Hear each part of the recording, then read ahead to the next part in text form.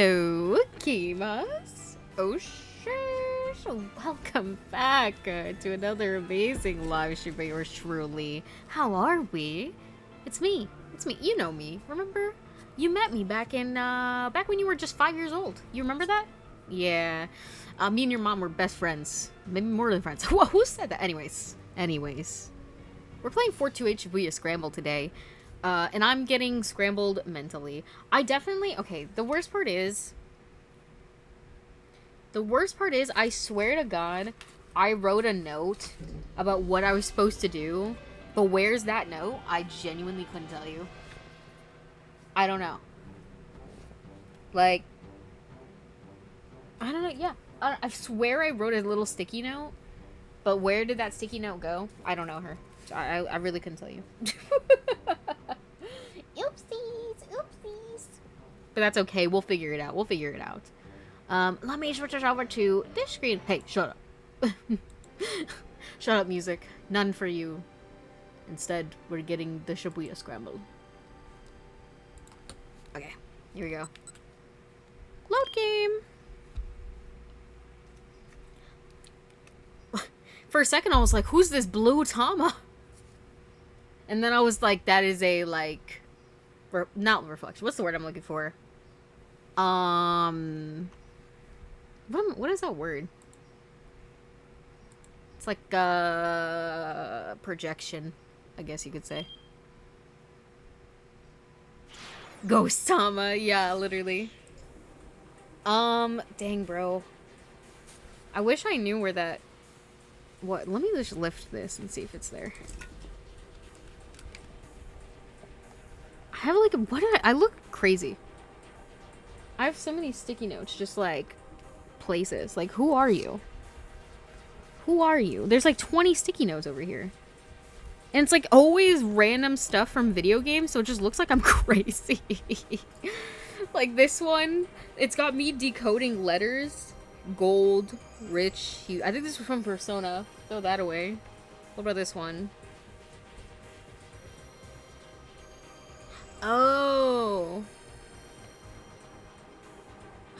this is when I was trying to get achievements for grinding. Okay, word. Got you. Throw that away. We don't want her anymore. Sorry. This is just like me cleaning up my desk. ASMR. But I'm just cursing the entire time. I'm like, fuck, why is this here? Who put that here? Literally me at me. Why is there so much random little pieces of paper on my desk? Who did that? Which goblin came in and put this all here? Jesus. Guys, don't be like me. Do as I say and not as I do, please. Okay. I think I can leave it be now. I couldn't let it slide once I had become aware. Too late, I'm already a mess. Nah, damn it. I'm gonna assume maybe we were on Tama for a reason. I don't know if that's true, but it's not worth the struggle. Guess this cat is staying in the bag. I figure I'll head to the knick-knack shop as is. Okay, wait. This is not what I want. Can I go to the time shop, please, love? Okay, so this is a keep out. We do have, like, jump options. I don't know if we need to take those right now. Okay, we got a bad end. Let's go here, then. What was the options that I had?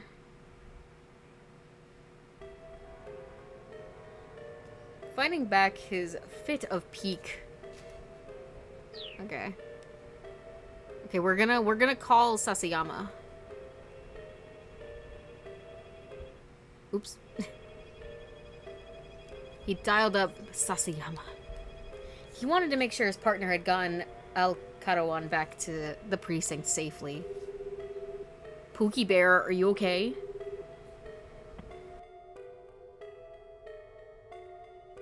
Sasayama picked up almost right away. Kana, what's up? Girl, what's up with you? You good? Or what's up? How are things on your end? Oh, is this how we get delayed? Because isn't this the ending where... Oh, no, it's not. Never mind. How are things on your end? Any problems getting Al Carawan back? Nah, I've got Tateno taking care of him. Wait, what? Kano could hardly believe his ears.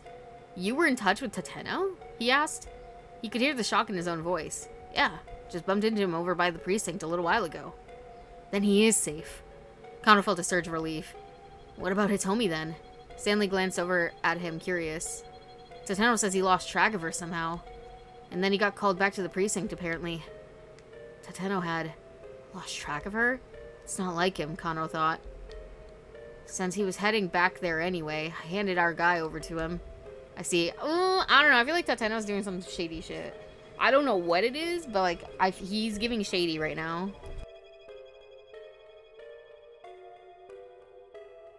Kano was glad to hear that Tateno was alright, but his relief was tempered by a surge of anger at the thought of what happened to Hitomi. I'm so sorry if you hear my father speaking in the background. He don't know how to control his volume. Now I'm back detailing the attaché case, Sasayama continued. Today's my wife's birthday, you know. My plan is to wrap this thing up ASAP so we can celebrate tonight. I've already got a present and everything. I envy you, man. Closing his eyes, Kano took a moment to picture Rumi.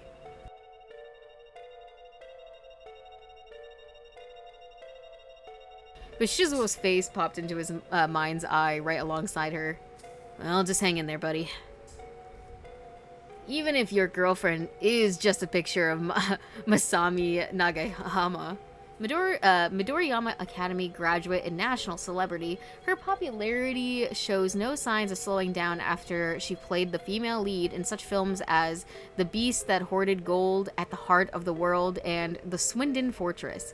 There's another nationally famous actress with the same name, but it is a nationally known fact that the two are completely separate people. That's really funny. Still snickering, Sasayama hung up. Kano bit his lip and slipped his phone back into his pocket.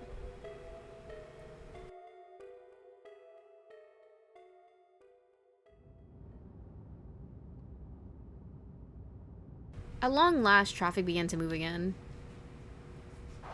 As soon as it did, however, Stanley had to slam on the brakes. The abrupt stop made Kano smack his head against the windshield. Was he wearing his seatbelt? Y'all, wear your seatbelts. Hey, what gives? Look, Stanley said. He gestured with his chin.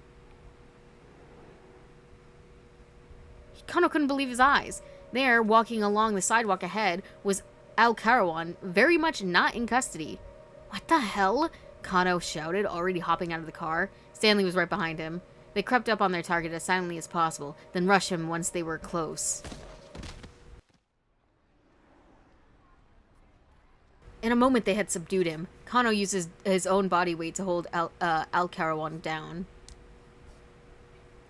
Well, Stanley's American, he's probably allergic to seatbelts. Is that a thing? Not like being allergic to seatbelts, but I'm like, is that a stereotype that Americans don't wear their seatbelts? Whoa, hey, guess you didn't get the memo, huh? Al Karawan flashed a quick grin. They let me go. Let you go? I think your buddy here might have hearing problems. We had this already, right? I thought this just happened, but maybe it didn't. No idea. First things first, get this guy back to the precinct. I'll head to the syndicate hangout by myself. You don't think this is weird? Kano asked. Okay, is this gonna lead just to the same bad ending? He is free. I guess he must have escaped on his own. Either case, your buddy screwed up royally. None of this sat right with Kano, but the fact remains that he couldn't let Al Karawan go. He gave Stanley detailed directions to the hangout, and the car sped away towards Yoyogi. Then, Kano headed back to the precinct with his captive, trying to reassure himself that he might learn something from questioning Al Karawan that would help resolve the case. I think it's more specific in certain states or cities. That's the reason for the whole click it or ticket billboards. That's true. See, my favorite thing was where I'm from. We had this like one of those like electronic like billboards or whatever, and they, instead of like saying like stereotypical like don't drink and drive tonight because it was like, you know, like on a holiday or whatever, they would like always have like little like funnier things. Like obviously it's like, you know, it's serious, don't drink and drive, that kind of thing. But it's you know, it's a little bit better than just the same old, you know what I'm saying?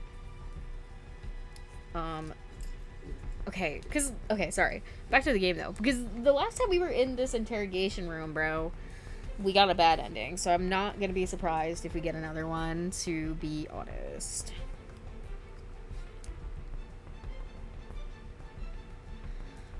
Okay, for about a quarter of an hour. What time is it right now? Watch. I think this is all times that or things that we did before. Are you waiting on something? Again, the suspect was staunchly silent. Kano wasn't sure what to make of this, but he took a look at his watch. It's around 2 o'clock. And then he's gonna be nosy. Hold on.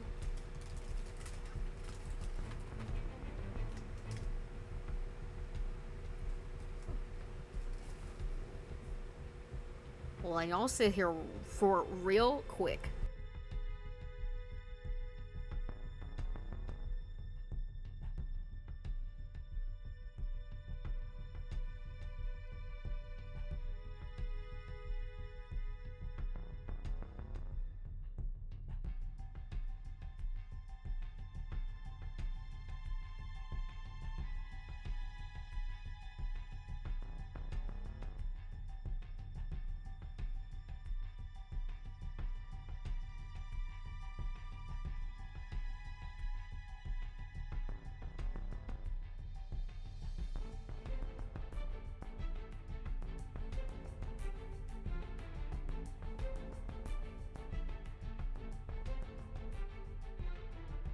Okay, sorry.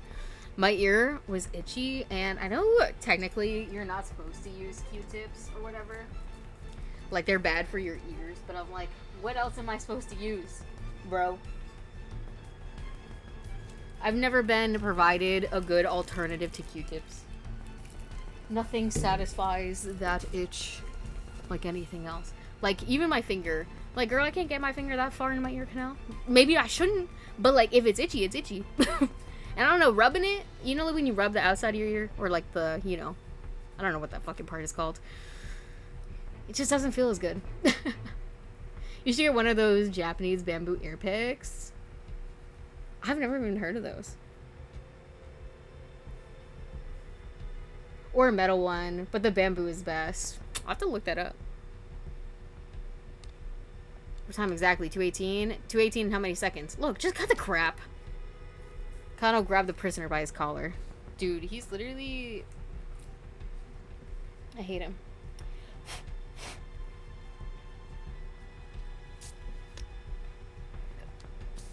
What the hell are you people after?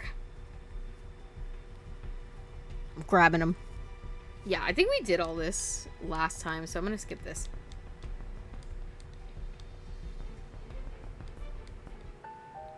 That should do it. Do what?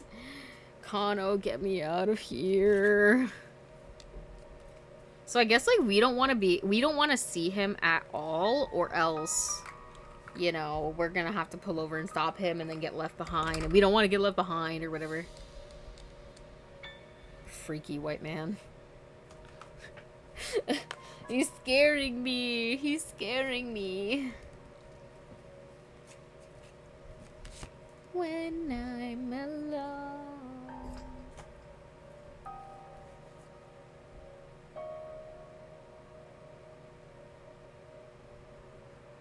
Sorry. I was looking up. Pretty sure he's Middle Eastern.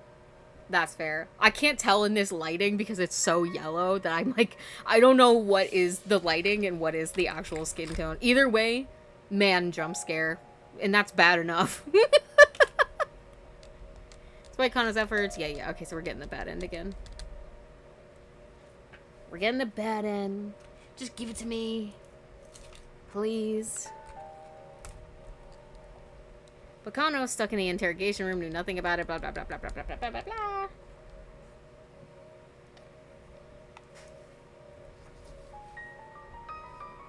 Bad end. Wah, wah,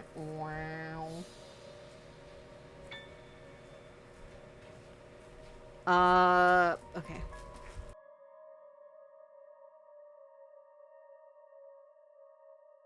Wait, I didn't even look at the hint. I'm an idiot. Show hints, please. Well, Kano performed admirably in capturing, I guess, yeah, with that last name, he might be.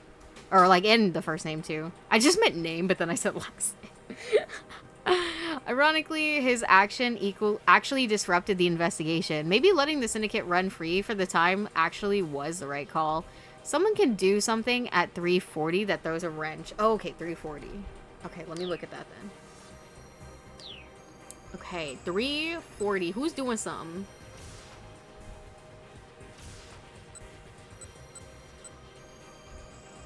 Could be this.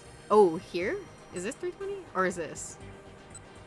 Or 320. 340. 1340. Oh my god, I'm having a stroke, I think. So I think it's the only one.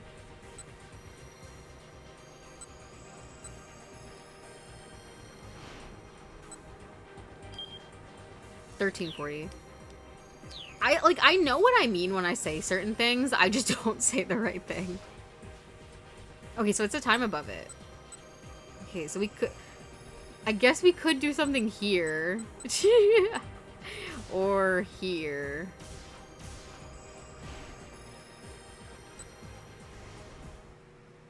Okay, maybe let's try to skin ourselves.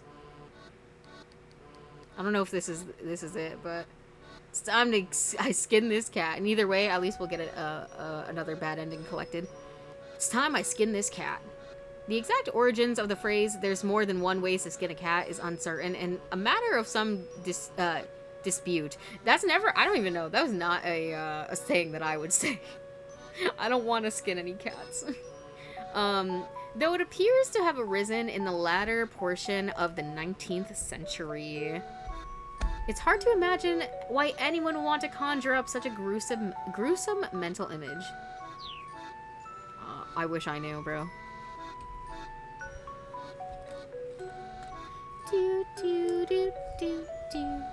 It's time I skin this cat. I need to get rid of this costume, whatever it takes. Yeah. My favorite thing about this costume is like its face looks like a cat, sure, but like, what cat has like this dramatic of stripes? This looks like a raccoon tail. I take hold of the head in both hands and yank it upwards as hard as I can. We both know that's not gonna work, bro.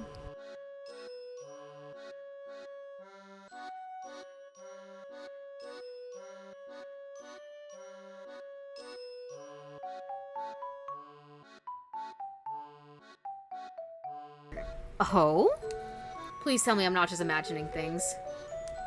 The head feels a whole lot looser than it did before. If I give it a good enough push, then maybe... Ugh.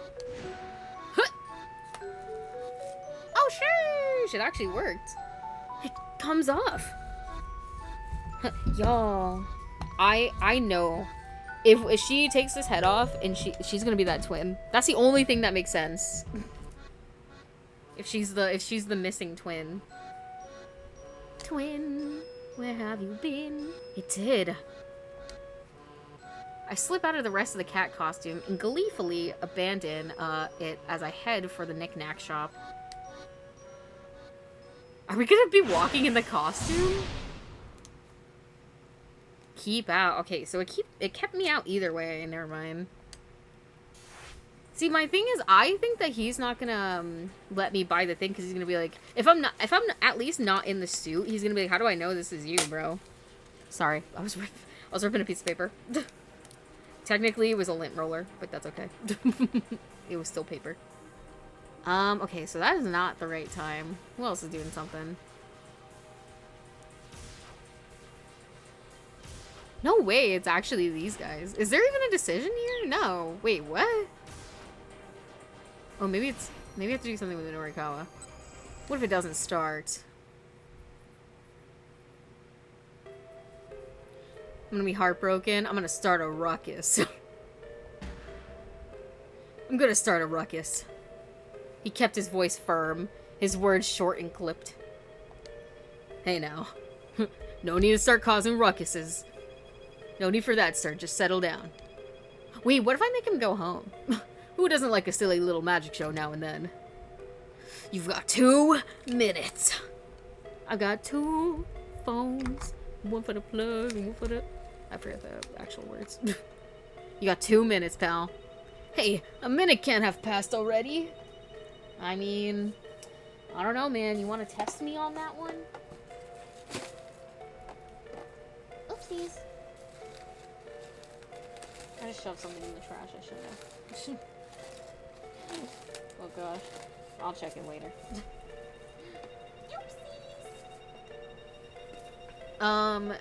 Hey, 2 minutes can't have passed already. 1 minute. Whoa. Just what kind of watch you got there? The one that definitely works. For sure, for real. I would never lie. Tell me why the demo isn't starting. Well, you know, no real reason, really. The man was getting seriously flustered. I just, you know, I wanted folks to see a little magic show first. Nope, try again. He's like, no. Who broke it?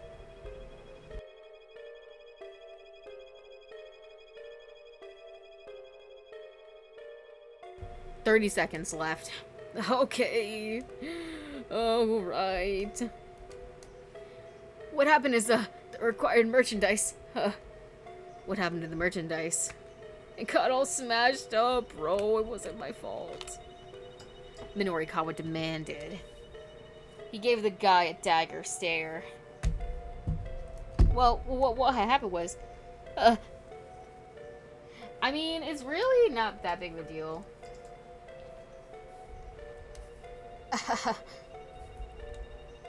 Time's up. Oh god, he's gonna start a ruckus. Let's start a riot. A riot. What? The man's face went pale. Oh gosh. Ah! Keep out.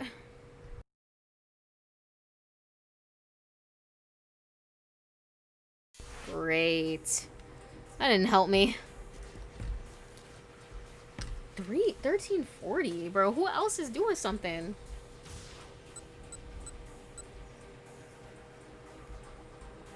Because unless it's this one, let me look at this. Because maybe this will change what they do at 340. Maybe it was better to ask Tanaka to make him lunch instead, since Ai's lunch was gone as well. Let's do, I don't know, let's just try this one. Maybe it was better to ask Tanaka to make him lunch instead. Babe, can you come over? I'm hungry. Osawa gave him a hurried phone call, and his assistant director was quick to agree.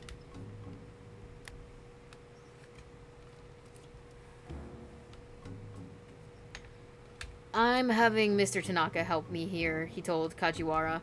By all means, go back to your investigation. Hmm? Kajiwara said, I hope you don't think I'm not inclined to help you out. Since when had helping out been Kajiwara's strong suit? He's like, this guy, bro? This guy? No. That's not the issue. Not really. My, it's such a shame. A friend being treated like a stranger. A friend? Baby, when were we friends? He wants me. For real. He wants me for real. Oh, how I would love it if you were an actual stranger to me.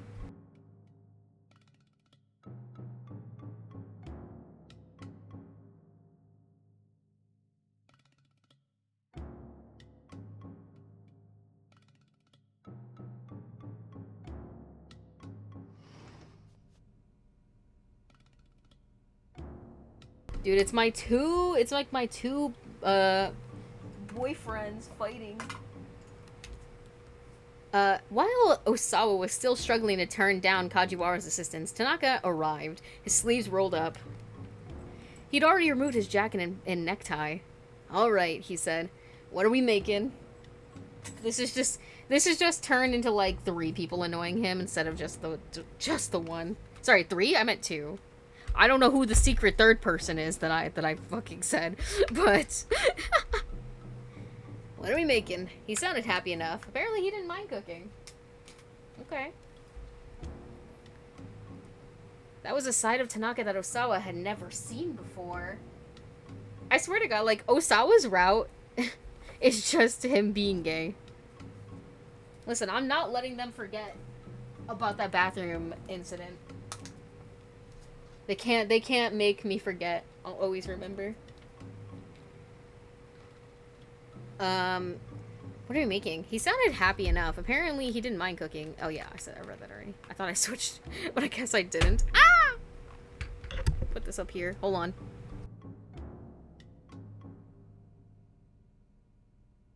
Oh, will you be helping me out as well, detective? Tanaka regarded Kajiwara in his apron. Of course, it's all part of my duties while I'm stationed here. Understood. Let's get started then, shall we? The pair began rummaging about the kitchen. Dude, literally, he should... The Omega allegations can't be beat. They really just can't. The pair began rummaging about the kitchen, forming an immediate bond of camaraderie. Kajiwara peered into the refrigerator. Goodness, you are remarkably understocked, he said. Damn. Now I gotta make a second thumbnail, because I think for the last episode I used one of these thumbnails, or one of these pictures for the thumbnail, but now if all three of them are there, how am I gonna resist? Hello, Belle! Oh my gosh, I like the new health ones. I guess I should go over them since you used them. But yes, I have combined stretch and posture check together as one for the same price I think that they were before, but you know, it's technically a combo deal. Hydrate or Dihydrate, I was going to combine stretch, posture, and hydrate all in one, but I just love the name Hydrate or Dihydrate too much to let it be like cut off, you know what I mean? Like it had to stay its own thing, you know what I mean? And yes, I have added 2 new ones. I have added a squat redemption and a little weightlifting redemption. I was saying they're not like crazy heavy weights. They're just 2-pounders, but you gotta start somewhere. Add a general health one that is just all of them. Oh my god, they're just like, do everything, get the work done. Now I gotta find some weights. Yeah, I'm just gonna make you guys do the squats and stuff with me. It's just, you're actually not redeeming it just for me. It's for everybody. Get down and do a squat right now. Let's do some squats, you guys. I can't, listen, hold on, I gotta mute this, because if my knees crack audibly the first time, I will never recover. And they sure did. And they sure did. We gotta do, I'm doing 10 sets each, so 10 curls with each arm, because I have 2 weights. And then 10 squats. So, if you would like to squat along with me, by all means, we're doing it right now. we got 1, get down low. 2, get down low. Yeah. Feel the burn, you guys. No, I'm kidding.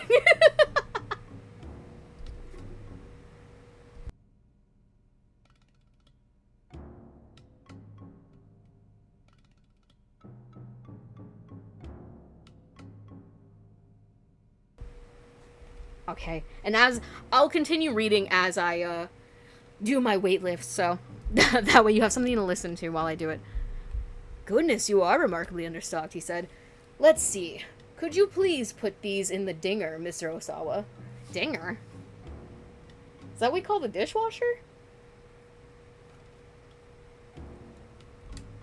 The detective handed Osawa some frozen lumps of rice. Oh, right, I forgot that's what he said last time. Meaning the microwave, I think.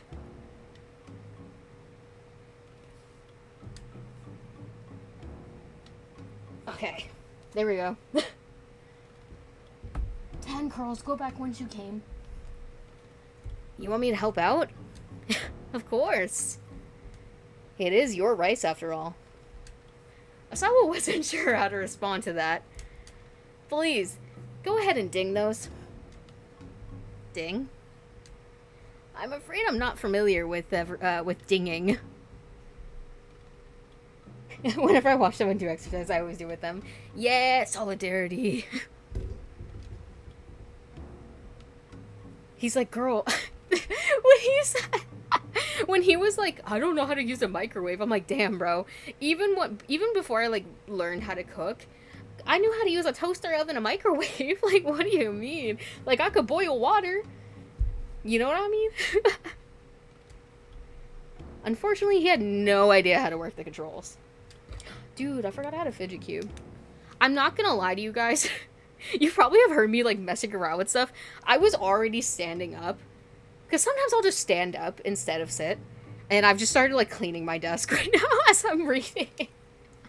Because, like, I started picking up those little bits of trash, and I was like, damn, bro. I gotta reorganize this whole thing. It's pissing me off. You should thaw that rice out as soon as possible, Kajiwara told him. I never thought about doing that. Do y'all do that? Like, cook rice and then freeze it for later? I didn't even think that was something you could do. Like, I don't know why I wouldn't, but it's just not something I ever thought about. I'm actually not sure how to operate this thing. What? The detective gasped. You don't know how to use the microwave? Kajiwara gave him a look of disbelief. It should be just as simple as turning the dial. Osawa turned the dial labeled thaw, then crossed his arms with a satisfied grin. Mr. Osawa? Osawa turned the dial labeled... I'm sure you already know this, but you need to put the rice inside first, and then turn the dial. Osawa swallowed quietly. You're embarrassing him. He doesn't know how to do anything. He's just a guy. He put the frozen rice into the microwave and then turned the dial once more.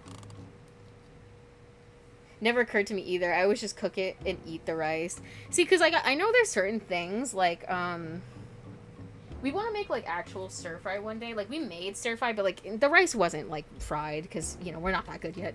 But it was, like, stir-fry style, like, sauce and shit. And, you know, we crisped up them chickies. It was really good. We need to make stir-fry again. But, yeah, they say that it's better to have, like, cold rice. So, I mean, you could just freeze it and then be like, you know what, tomorrow let's do that. Take it out. Just like you take out, like, the meat. I don't know what everyone expects, he muttered sullenly. It's not like I've ever used one of these things before. This is what smart people go through. They're smart in their area, and then that's it. Mr. Osawa, why don't you take this and go wait somewhere? They said get out of the kitchen. Bro, I'm literally being kicked out of my own kitchen. For better, to be honest. What is... Oh, the bubble wrap. Dog, not the bubble wrap. Bubble wrap first showed up on the planet Earth in the 1960s. It was originally developed not as a packing material, but as a form of wallpaper. What? What? And a type of cover to prevent leaves from falling into swimming pools. These products did not sell well. I mean, who's using bubble wrap as wallpaper? Because I have some words for you, pal. What? However, the manufacturer instead began to market the wrap as a packing material, after which it became a hugely successful product. I mean, sounds better than literal wallpaper. That sounds horrendous. I don't know if it looked exactly how modern bubble wrap looks like, but still. What is this for? Use your fingers to pop the bubbles. Should help you calm down. Too drained to argue, Osawa did as prompted. Oh my goodness. What a good Omega. Who said that? Crazy people. Well, Mr. Tanaka, Kajiwara said after they had spent a little time working at the stove, you probably don't need to stay any longer. Sorry for the trouble. It's quite alright, Tanaka replied. With so little in the way of ingredients, I guess there wasn't much I could really do. Shoulder slump, he glanced over at Osawa. I'll leave this in your hands then, Detective. Don't leave me! Tanaka, come back. Are you sure you don't mind? Should I go out and purchase some more ingredients? No, that's fine. Thank you for all the trouble. Bruh. No, I apologize for not being more helpful. Tanaka washed his hands and left the kitchen. No! Why are they taking him away? You points at Kajiwara. This is your fault. Okay, we saved. Rather than calm him down, though, it was making him incredibly cross. This felt like a sort of ridiculous punishment. In a way, it does feel like it's like, oh my god, you are so useless. Go over there and do something, bro. You don't have to go home, but you can't stay here, type beat. It is a ridiculous punishment. They saw you, they say you can learn a lot about a household by looking in the fridge, you know. Can you tell that I hate my wife? Can you tell I married my wife because I had to? Not because I wanted to? Because it's true. What? Who said that? Who said that? Even though I'm speaking the truth. Kajiwara, I'm assuming this is gonna be mostly the same now that, that Pookie has left. I'd rather not say, sir. You might take offense. I mean, I'm already taking offense, so... the rice is finished thawing. Kajiwara topped the steaming bowl of rice with fried egg he'd whipped up in the pan. Then, as if it were an afterthought, he added some pickled vegetables. Yeah, this is all the same.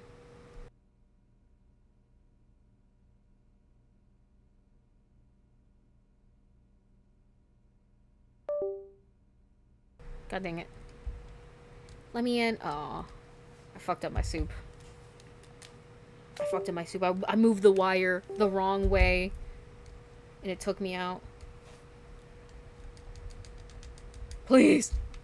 Damn it. This always happens. And of course my, my keyboard is a bitch. And it's far away. Where's my... Honey? Where's my super soup? Can I disable and then enable again?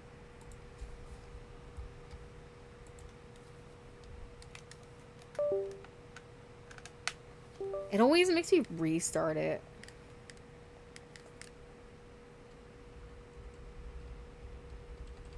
I mean, it did already save. I could relaunch real fast. Because I'm like, this is already... I think this is gonna be exactly the same as it was before. Hold on. I mean, I'm assuming anyways. It makes sense if it is. Okay. Let me unplug. Plug it back in. Do this. Spike chewed soft. Gotta wait. Gotta get back in it.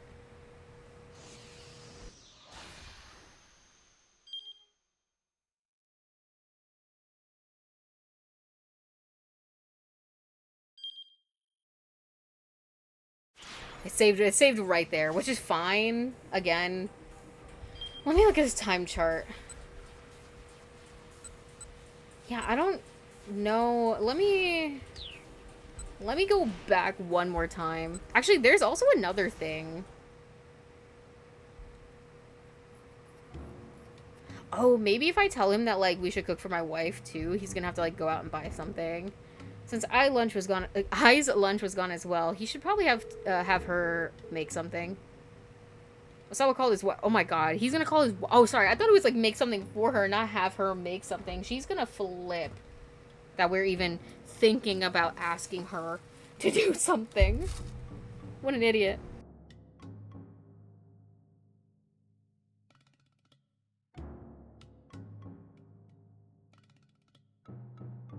Absolutely not. She scoffed. Besides, I'm not even hungry. Roughly 1 hour earlier, I slipped out the house and went to the cafe, Lautrec down near the train station, where she ordered a sandwich and some black tea. Damn. Well, fuck me, right? But it's new information, I guess. Hanging up the receiver, Osawa turned back to Kajiwara. Hey, so that was my wife. She said, go fuck myself. Very well, detective. If you'd be so kind. Is this once again going to be the same? Okay, let me look in here. Has that changed anything? No. I mean, if I'm gonna have it... Wait, let me see this. Have we done this one? Something worse?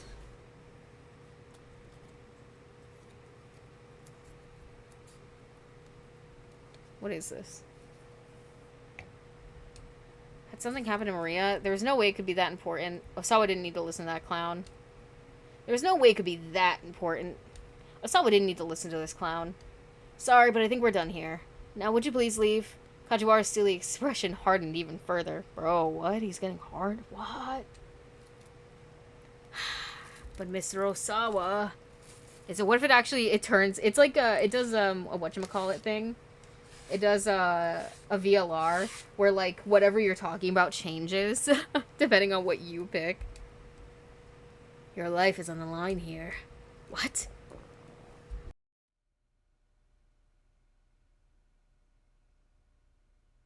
Just then, a pathetic gurgle arose from Osawa's stomach. Ah, see?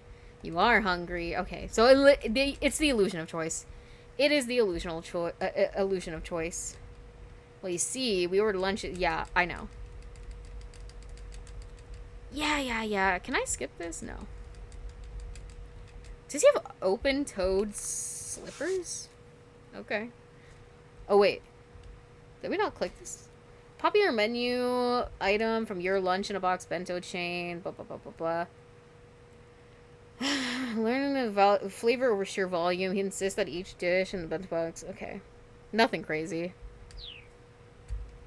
They were delicious. The meat was so tender. The batter so crisp. Okay, well, fuck you, then.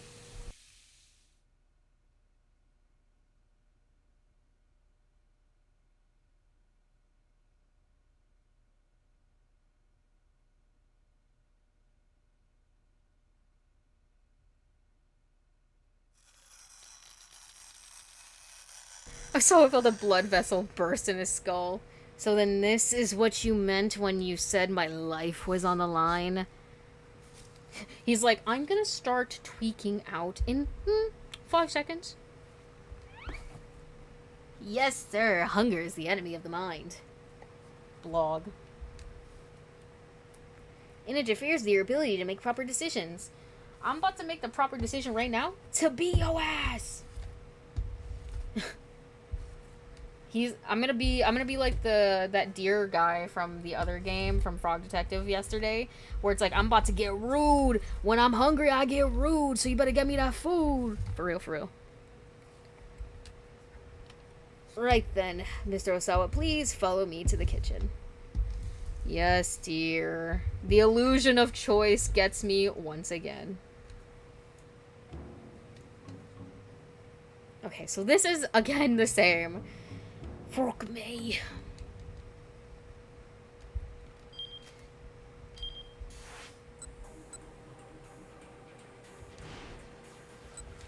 Okay, if I'm actually gonna, if it doesn't matter, I am gonna call Tanaka. I'm gonna call Tanaka because I want my Pookie the Bear there.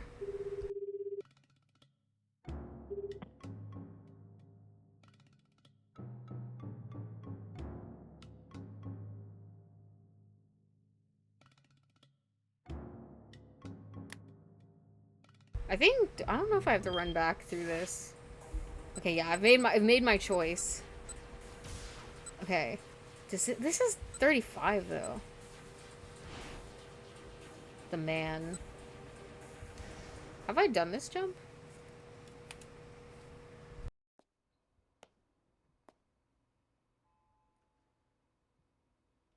I noticed I passed by a man I didn't recognize. Did I do this jump? Oh, okay, I can't jump because I did something. Let me see.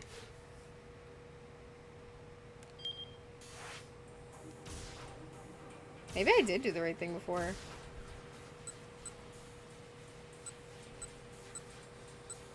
What was this?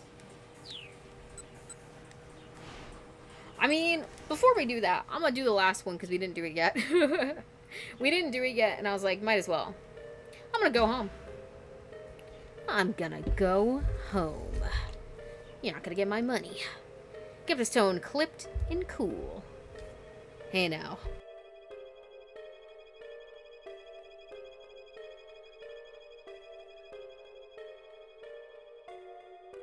No need for that, sir. Just settle down. Is this all the same? Is it once again the illusion of choice?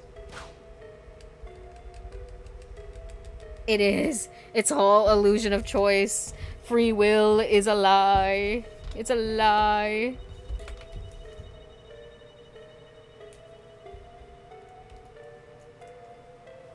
Man was getting seriously flustered. Yeah. Is it the same thing? Let me just look. Because I might not even have to go through this.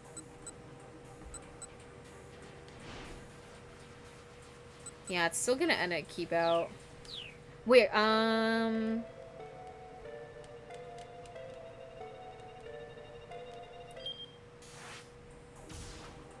I go back to... Oh, maybe I had to do 3, no.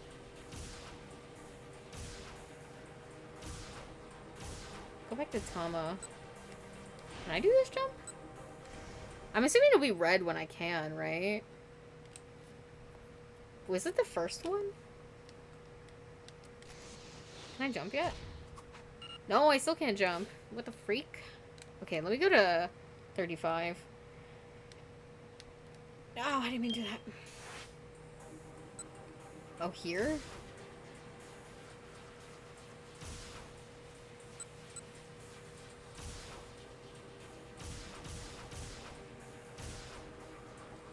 What can I do at 35?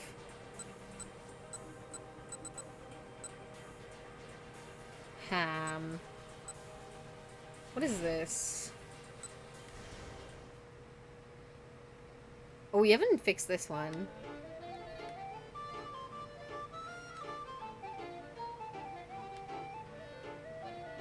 Kitty! Oh, no, wait. Go back. Go back. I didn't mean to click that. Oopsies. I want to click the other ones at least. Asking for forgiveness is the best option. Please, let me apologize. Please, please. Asking for forgiveness seems to be my only option. No, let me give you one last option. But the crowd is still up in arms, clamoring for blood. Dang, man. Tama! What the heck did you say? Abort, abort. Oh my gosh. It's all the same, bro. Why are there choices? The choices don't matter. At least it doesn't seem like it.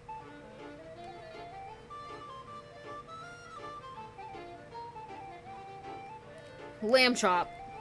Hunk of lamb chop.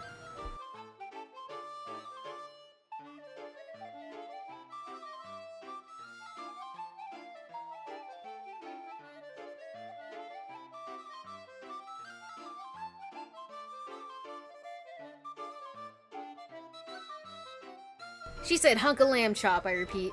Meaning that burning hammer is just so incredibly filling, having one tiny bottle will feel like you've eaten a big meaty meal. Yeah, that's what she meant. Uh-huh, sneered one of the customers. Sure. Do they really sell this at 100 yen shops? No, you can go to one right now and I guarantee you won't find it. I guarantee it. Because I couldn't find it. They were gatekeeping it from me. They were gatekeeping. Oh my gosh. Sorry, I'm still cleaning. Don't mind me. Rats, we didn't manage to distract them. Listen, none of these things worked. 100 yen shop? What's that? Answer me! Do they really sell these at 100? Look, I cry. It's the chupacabra! I thrust my arm out to point, only to accidentally catch one of the attendees in the head with my fuzzy fist. The woman lets out a muted groan and sinks to the ground, unconscious. Oh my god, we're going to jail. We're going to jail. We just assaulted that woman, even accidentally. We're going to jail. Oh god. The rest of the crowd stares at me, stunned. Oops, I murmur. God damn it. Tama! Tama, we gotta get out of here, Tama. It's too late for us. Rushing out of the break room. What the heck are you doing? Oh god. Now you've done it. God damn it, Chief. Oh my gosh, throw this way too. Jesus. Oh, whoops. Really is what he just blurted out. Mr. Yanagashita was about to get his ass beat. Real, not clickbait, unfortunately. There was no saving this. The customers descended upon Mr. Yanagashita with the wrath and terror to behold. Oh, God. He's dead. He's dead. Good luck. Goodbye. Good night, sweet prince. For real.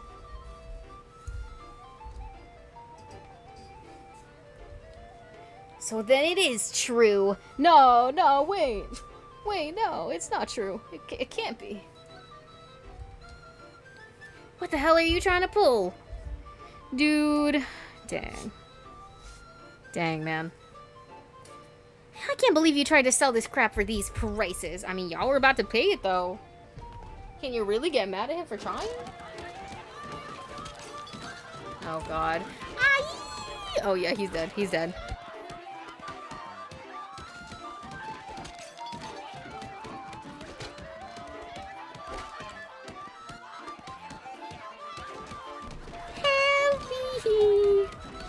Yeah, there's nothing I can do to help you, brother.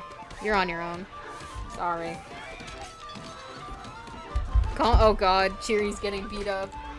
I damn well am not getting into there. No, no, no, no, no, no.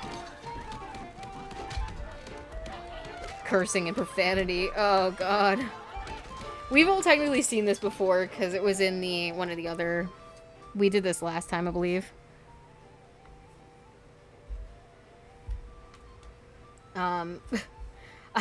I get all jostled and tumbled about, and my mascot costume takes a bad beating. Dang. We've got to hide the body! Literally. Finally, the storm passes. The place is trashed. I'm trashed. Not even in the good way. You know? Oh my god, look what they did to her. Oh, the humanity. It's over. Dang, bro. So you mean I'm not getting paid? Oops, bonked my mic, sorry. Guys, does this mean I'm not getting paid? No, seriously though, what the fuck? It's over. It's all over. Mr. Yanagashita wails to the empty room. Dang.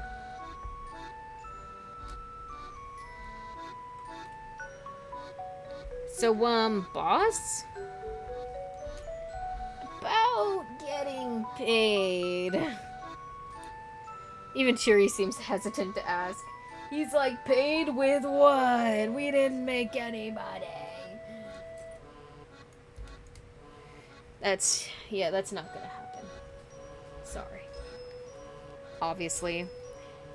Yanagashita doesn't so much as look up. His shoulders slump further in defeat. Poor guy. I feel bad for him, but also he just keeps making the worst decisions I think I've ever seen in my goddamn life. Which is crazy when you think about it. I'll take payment in kind then, Cheery says. Mind if I take this burning hammer home with me? Sure, Yanagashita says lifelessly. Okay, yeah, this is all the same. Let's skip this. I still can't jump. Do I need to do something here first? Oh no, this is this, right? Okay. Now it's just me and Mr. Yanagashita. I don't think there's anything here. I don't know how to jump. Like, what do I have to do? Do I have to go back? Let me go back to the first option, just in case. Past a man. Okay. I can't. Okay. Why can't I? What was the option he had to pick?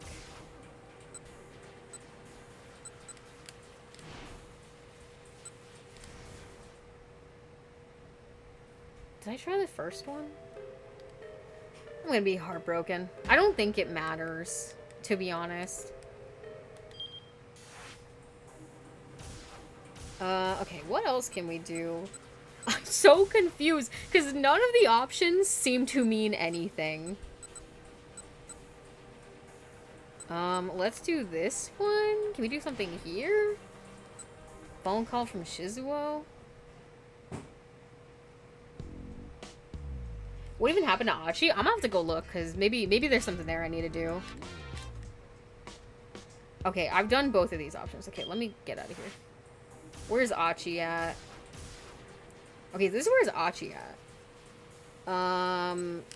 Let me click this. Hiding in the storehouse. Because we ran away from the fight or whatever. I don't even know. Come on, let's go. Achi led the way down several twisting side streets before slowing his pace. By now, Hitomi was slumped and panting heavily. Felt. He wanted to give her some time to rest, but if they just hung around, their pursuers might still find them. I'm gonna put you right here. The nearest door was open.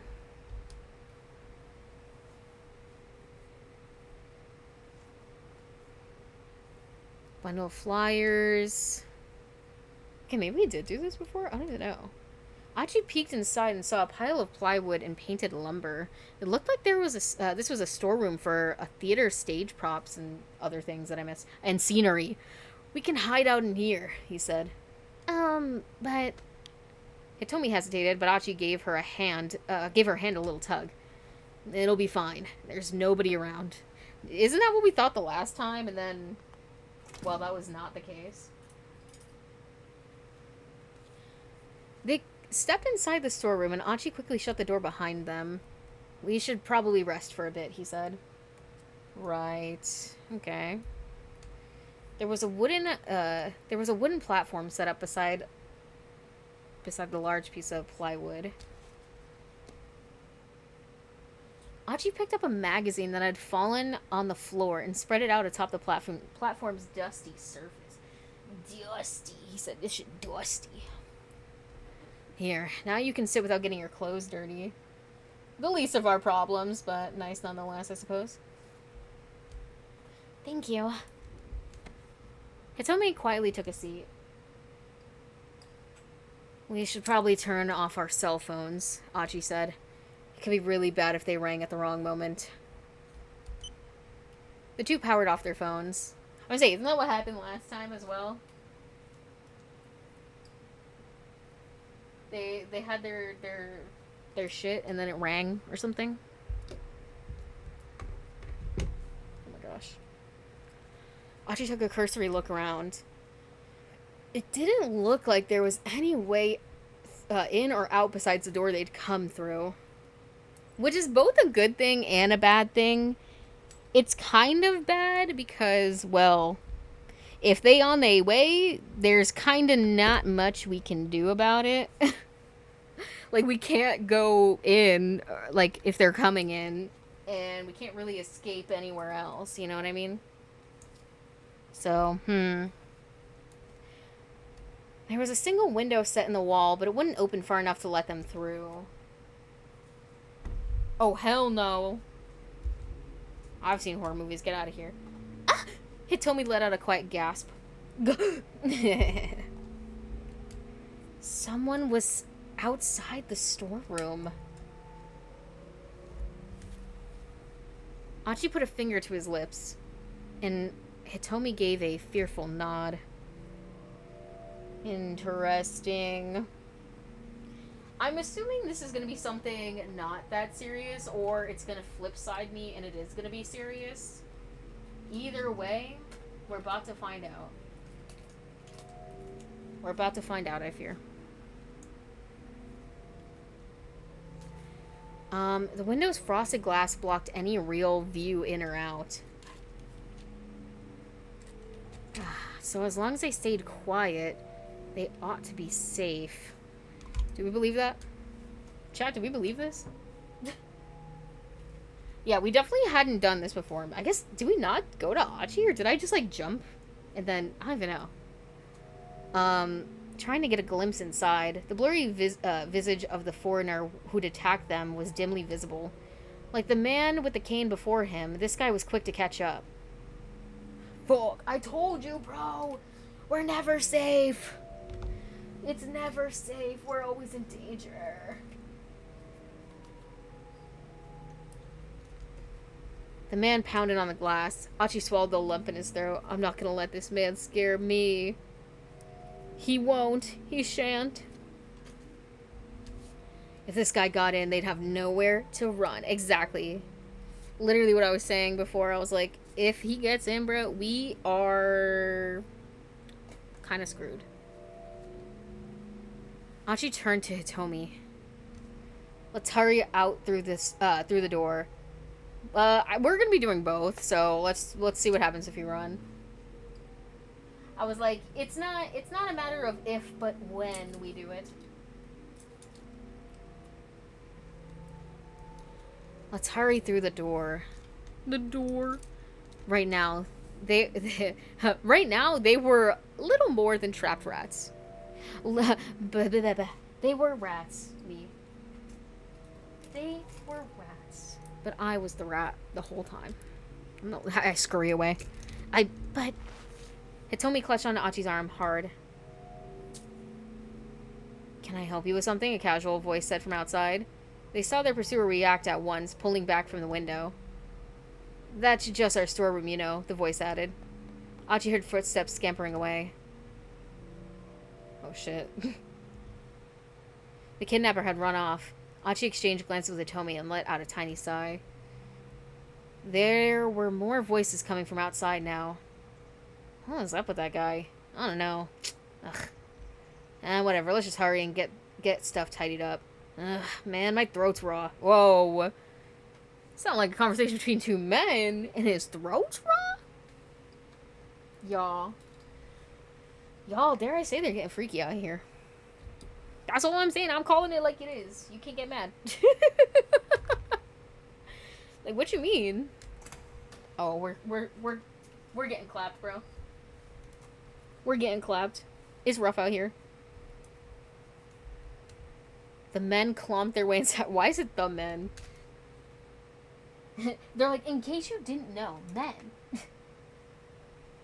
Tomonari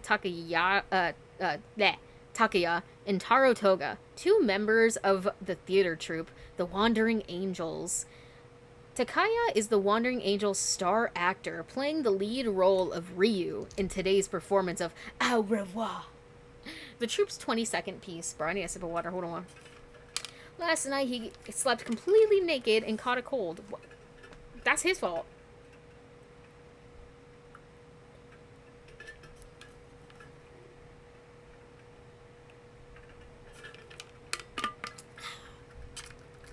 Leading to the sore throat he has now. Toga is the stage director, handling things behind the scenes. He's very irritated that Shinichi Bando, in charge of the props, seems to have gone AWOL. Oof, we're about to get in trouble. So what are we getting? Let's grab all those folding chairs over there. Huh? Yep. The producer said we're gonna need a lot more seats all of a sudden. All of a sudden? Hold on. What did we do? What did we do? Mr. Owari said that? Or outright? I don't even know how you say O and A together like that. Something Rai, I guess. Going all out for the troops last hurrah, huh? Beats me, man. It's me, bro. He's like, do I look like I know? I'm just doing my job, buddy.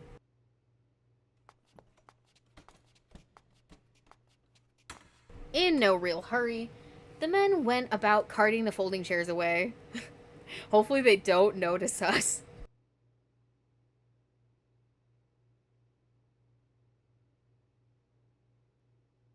They didn't notice Achi and Hitomi sitting silently in the shadows. They're like, don't be suspicious, don't be suspicious, don't be suspicious. Like, just shut up and don't say anything and he won't notice us. Isn't it crazy, though? Like, somebody could just be sitting in the shadows and you wouldn't even know.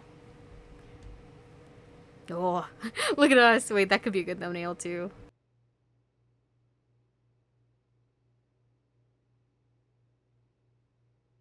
No, not to change the subject, but how come we're using a dry ice machine and not a smoke machine? Is that even something you should be doing?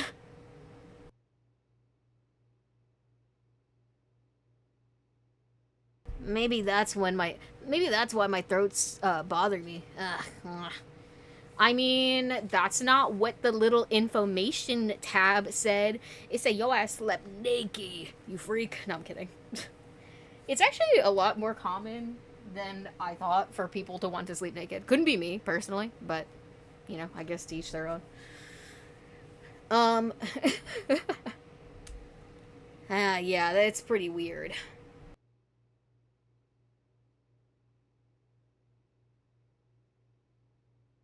Nobody's even operating it, and it's still drawing in a ton of power.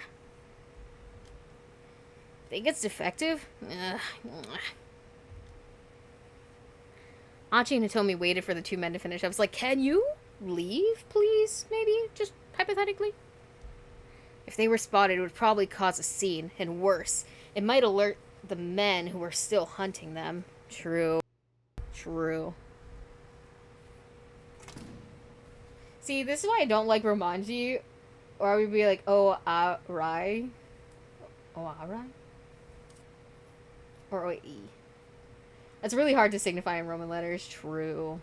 It's much simpler to read in hiragana. I wish I could read anything, ever. Once they'd carried off the rest of the folding chairs, the men closed the storeroom door. The foreigner could still be somewhere nearby, though, so Achi decided they should hide out in the room a little longer.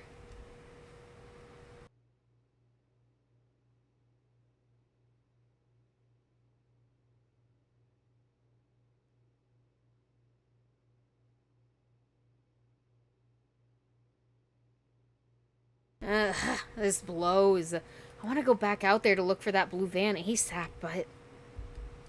Achi trailed off as something occurred to him. Wait a second. Now that's weird. He's like, wait a minute. Something's not adding up here. And when has it ever? What's wrong? What's wrong, Achi? Hitomi looked at him inquiringly. The kidnappers already have the ransom money, right? You know, something tells me that they want a little bit more than they're asking for.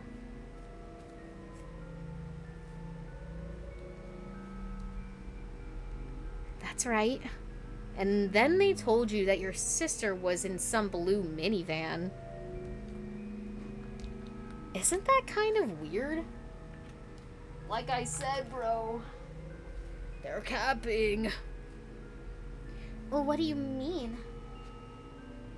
You know what I mean, man. Did you figure that your sister was in the minivan by herself? Because I don't think that would make much sense if you're asking me. But, you know, if you're not asking me, I don't know.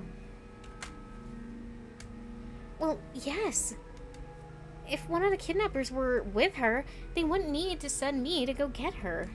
Right, Achi said. Now, think about this, Hitomi. What if they were just trying to, como should you say, kidnap your ass? Did you ever think about that? Because I'm pretty sure that's what was happening. And yet the fact was that as soon as the kidnappers had their money, they could have let Hitomi's sister out of the vehicle and just ran off. There was no point in sending Hitomi to fetch her personally. Which, you know, like I keep saying. A look of revelation dawned on Hitomi's face. Sorry, I'm stuttering. I'm like, oh my god. It's crazy. It's so crazy. Oh. That minivan had already left Dogensaga, she said. So, which means... And yet it came back while we were there waiting for it. Which is definitely sus. I would say, me personally, I would say that was sus. He thought back to his earlier run-in with the blue vehicle. So then inside that minivan, there had been a bunch of foreigners inside. See? Bro, this is what I've been saying the whole time. I'm banging on the bars of my enclosure.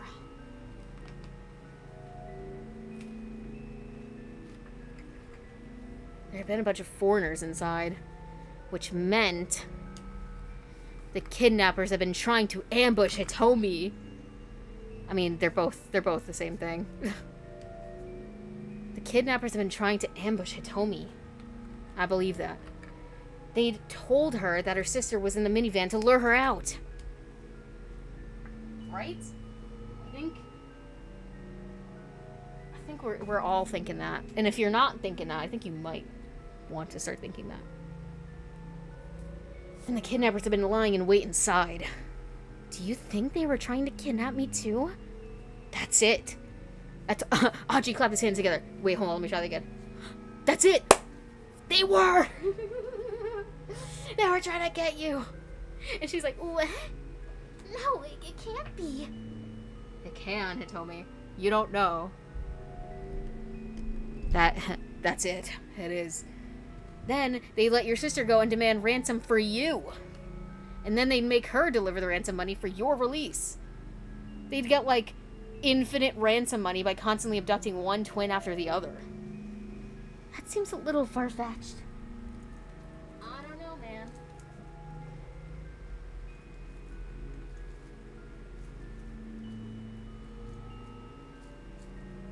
People do crazy things for money.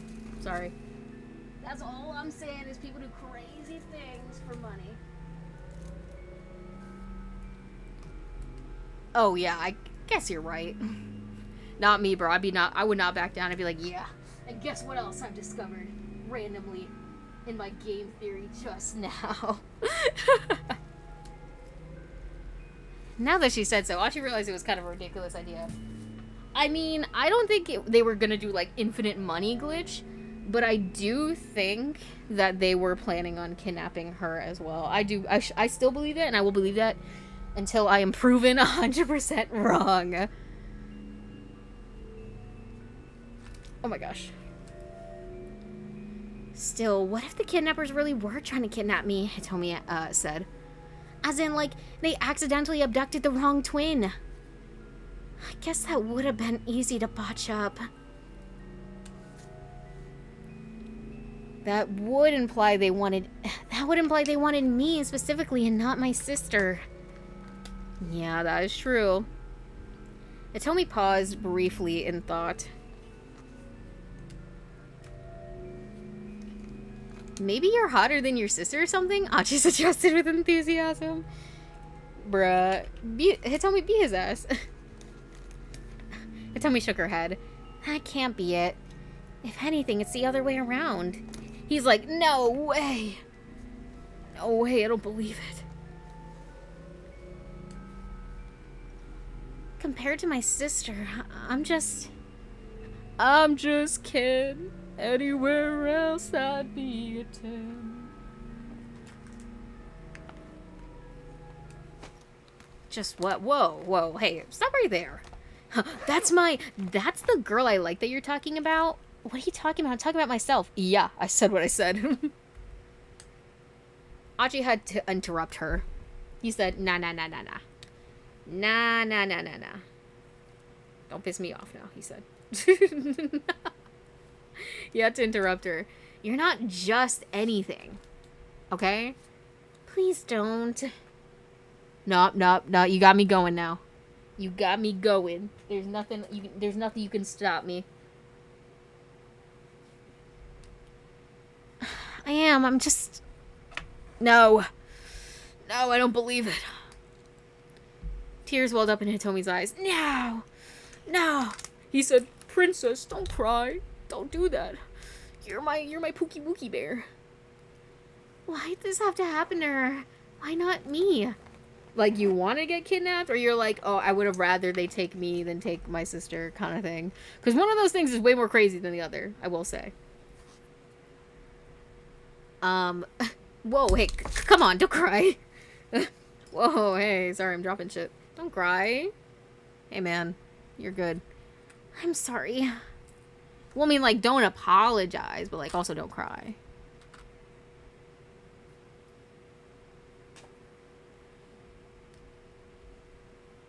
Cheer up. It's like that song says. Don't just stand there, wipe those tears away. That one. You know it? He's like, what? Do you know it? Is that Aya Kamiki? Is that somebody I know? I'm trying to remember. I'm like, do I know that name? Yeah, that one. Put your hand in mine. Every single be's a light. Huh? You know, every single be's a light. What does that mean? What's blood yapping about? Hitomi let out a giggle. Everything will be alright. Hmm? You've got the lyrics wrong. It's everything will be alright. Oh, right, yeah. I guess that makes more sense, I guess. You know, to be honest, that is such a... Even if you deny it, there's such a, like, that everybody has that one friend that just, like, says random fucking lyrics. It's like, that is not at all what they were saying, but you know what? Live your life, bestie. Like, you know, live your life. It's alright. Achi's mouth curled into a sheepish smile.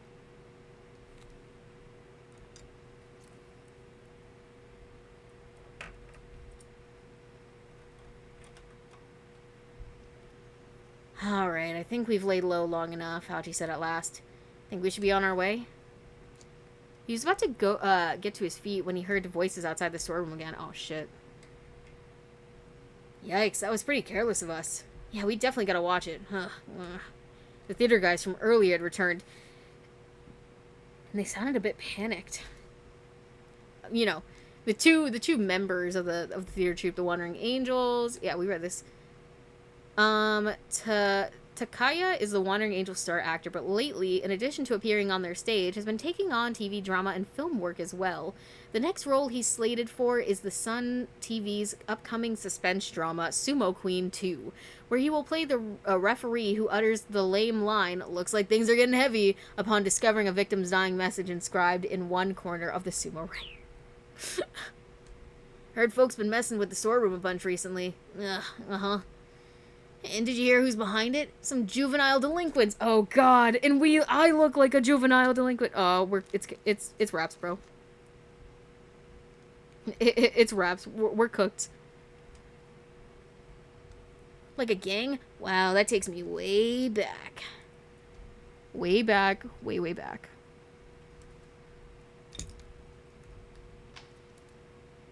Alright, let's hurry on back. Did they lock the door? Achi rushed over to the door. Oh, God. We're trapped! Okay. Does anybody here know how to pick a lock? Because I think we're gonna need it. Guys, I think we're gonna need it. You tried turning the knob, but the door wouldn't budge. Oh, come on. Are you freaking kidding me? He paced frantically around the room, pulling at his hair. Oh, God. Poor guy. He's like, I'm about to tweak out so bad. He paced frantically around the room, pulling at his hair. We're locked in. Well, I guess nobody's gonna be able to get in, huh? I say nervously. Well, I guess we're safe, huh, you guys? Sweating. And the door was the only way in or out. Achi and Hitomi were well and truly trapped inside the storeroom. Listen, in my defense, I tried to get out earlier, but it didn't work.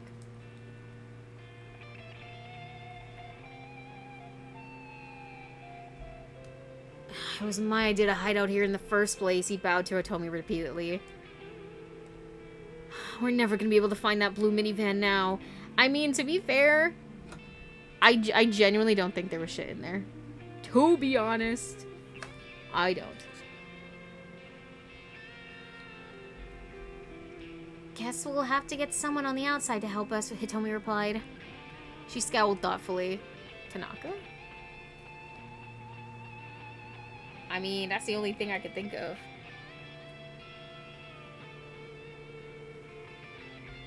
They powered their phones back on in order to call for help. The big question was who they could possibly ask. Hitomi, anyone you can reach out to? Mr. Tanaka, I suppose? Tanaka, right. Bro, let me ask it. Let me ask the question. I need to know. The suggestion didn't exactly thrill Achi. He was like, Madge. He had no idea what this Tanaka guy was like, and if he was trying to steal his woman.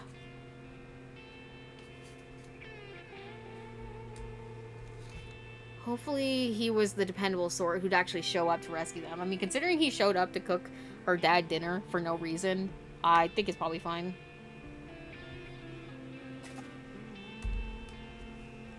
But somehow, that thought made Achi feel even worse.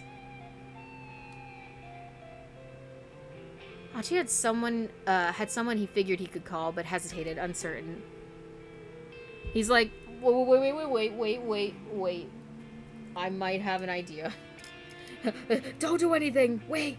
I have an idea. Don't call him.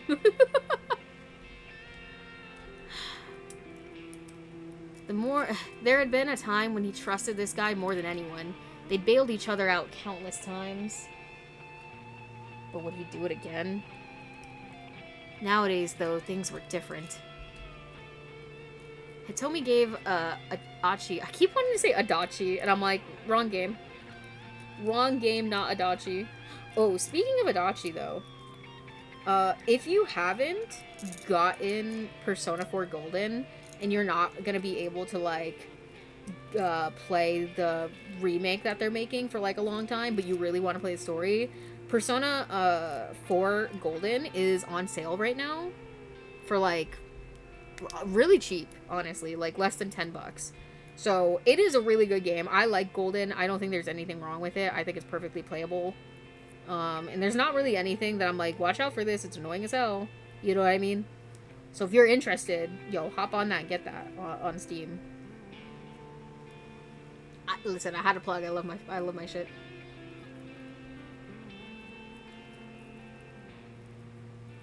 Well, you might slip up with English later. Oh.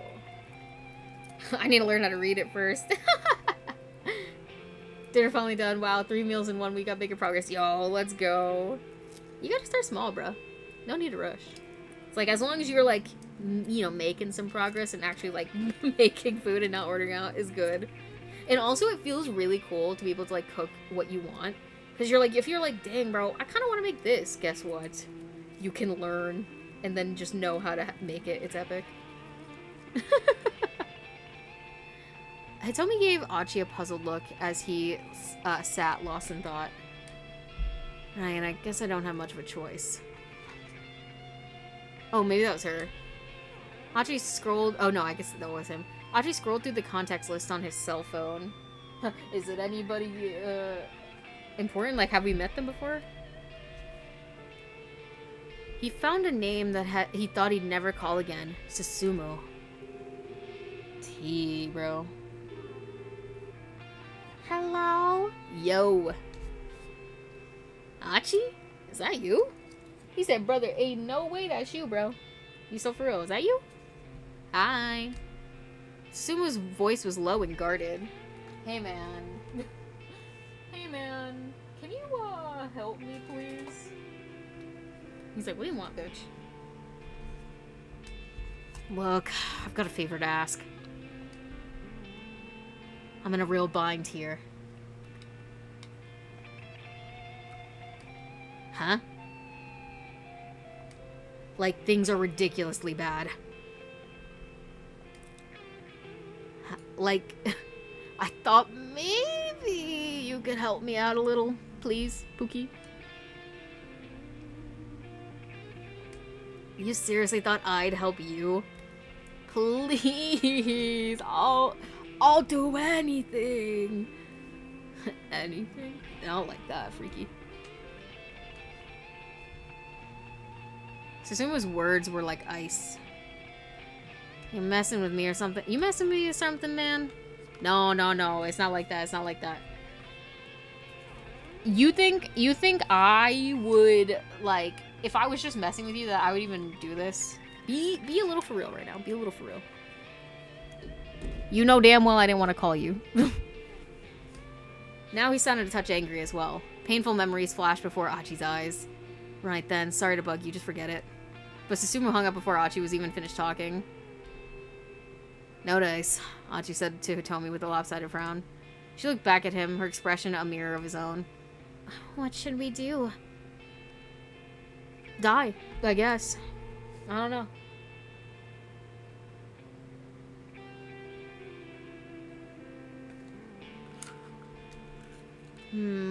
What should we do? I guess we're back to Mr. Tanaka. Dang, man. Guess so. You want to go ahead then? Me just... She's calling him. I have to kill myself now.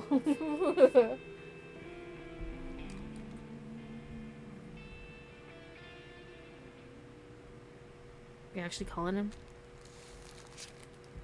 Hey girl, we made a few oopsie daisies, so we need you to come pick us up, please. Hitomi tried calling him repeatedly, but Tanaka didn't pick up. What could have happened? She muttered under her breath. Do you think maybe the kidnappers found out that Mr. Tanaka and I have been in contact? Achi shrugged. It looked like they were just going to need to find some way out of here on their own. Then, maybe look for the minivan themselves. Achi strode over to the door and grabbed the doorknob. He tried giving it a good sturdy pull. Ugh, no good. The thing won't even budge. That door opens outwards. Wait, really? Achi tried giving it a push. It still didn't open. He kicked it. Oh, the door wasn't nearly as sturdy as Achi had expected. I think I can make this work. But before we make it work, I forgot my drink in the freezer again, as per usual. It's an everyday thing. I don't think anybody's surprised. I don't think anybody is surprised at this point. I'm just gonna flash one of these up real fast. I'll be right back.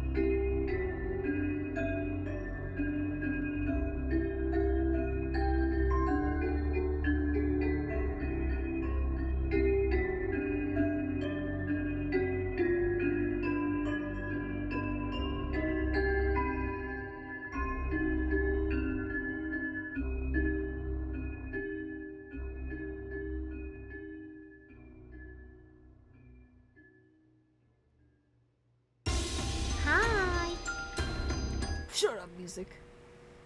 Okay, we got my drink. Also, it kind of looks like it's about to rain. It also kind of smells like it's about to rain. Can you guys smell the rain smell? Because I know some people say that they can't smell it. But I can. I forget what, like, the scent is. It has a name, but I don't remember. I stopped flashing. I said, no! Oh, I think I can make this work. Here. ASMR, me putting the straw into my drink. Thank you. And you see the straw wrapper? Immediately in the trash. Wow, is that so hard? Me at me, sorry. I'm adding myself right now. Okay, where'd my headphones go? Oh, there they are. I can hear the rain. It's currently storming. Was thundering earlier. Okay, so it's probably gonna come to me soon. I think I can make this work. Wait, am I even tabbed in, bruh? I wasn't. He kicked back up to get a running start, then kicked the door with all his might. Hi-ya! Oh, shit. The door went flying off its hinges. Oh, man, that was way too easy. Why is that a bad thing, Achi? He's like, dang it. I really wanted to kick a door down. That was hard.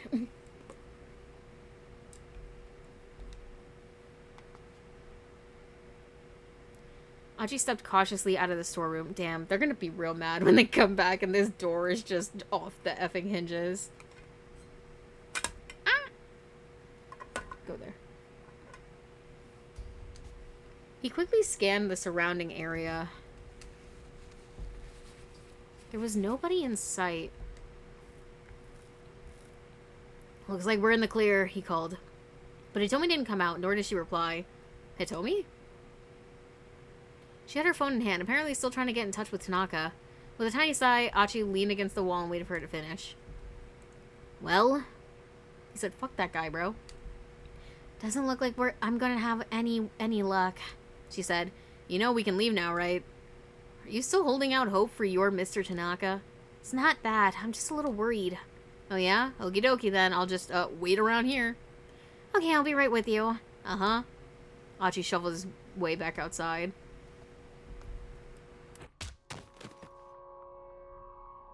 Oh, crap. By the time Achi could finish processing the thought, he was already laid out on the ground. His jaw hit the asphalt hard. He bit the tip of his tongue clean off. Ew! The taste of blood filled his mouth. A moment later, he took a sharp blow to the head. I think Tateno, I forget what his name is definitely a mole.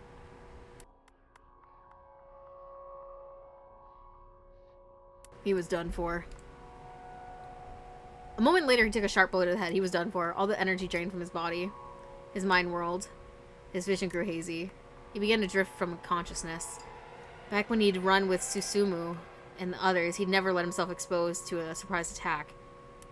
There were plenty of times when he'd taken a punch that sent him reeling, only to spin away and come back swinging. This time he hadn't even seen it coming. It was his last mistake.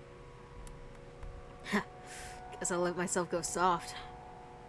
Achi grimaced inwardly, muttering in a voice no one but he could hear. Listen, all I'm saying is it's Hitomi's fault, because she's out here fucking messaging Tanaka like, can we go? She pissed me off. Hitomi, I'm sorry. Not me, though. Y'all stay safe.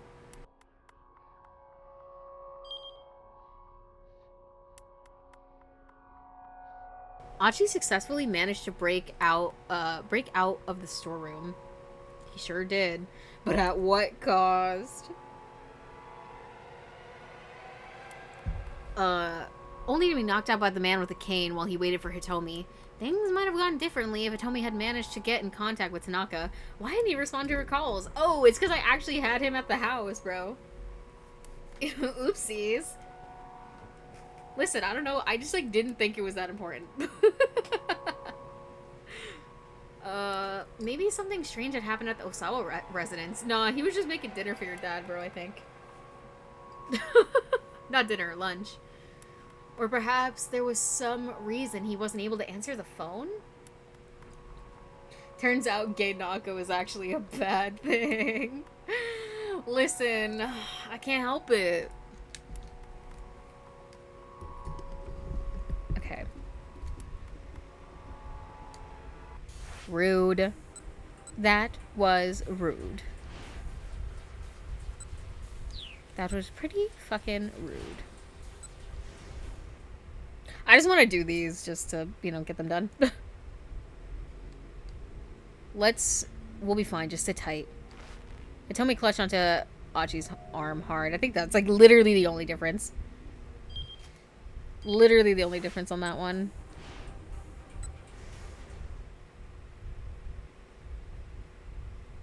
And then this one, I don't really think it's going to be that different either. The kidnappers didn't have any intention of giving her sister back. The more Achi thought about it, the less sense it made for them to send Hitomi to get her. There had to be some other reason they wanted Hitomi to go to that minivan, but what? Do you think they were trying to kidnap me too? That's it. Yeah. That's basically the same. Okay. Let me go here and just let this man cook me dinner. Dinner? It's not dinner, it's lunch. Okay. Okay, so now if I call, he should answer.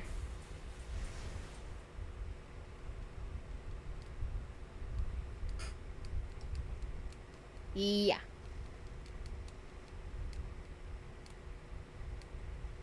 Okay, they close the door. Can I? Okay, I can.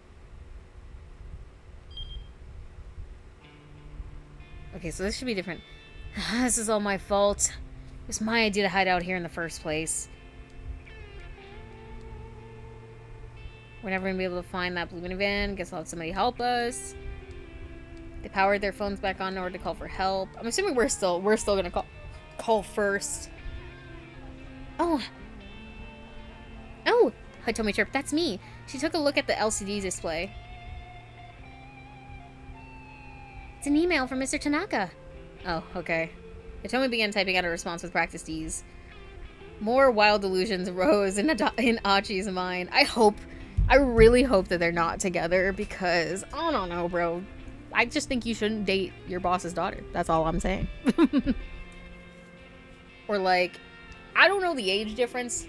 I don't know how old Tanaka is, but if you call anybody Mr. Anything, I don't think you should be dating them. That's just me, though. Ideas or fantasies conjured up in one's mind with no logical or factual basis. People can become deluded for various reasons, but a whole host of different subjects. Thankfully, Achi's delusions are of an ultimately harmless sort. Sorry, I'm having a stroke.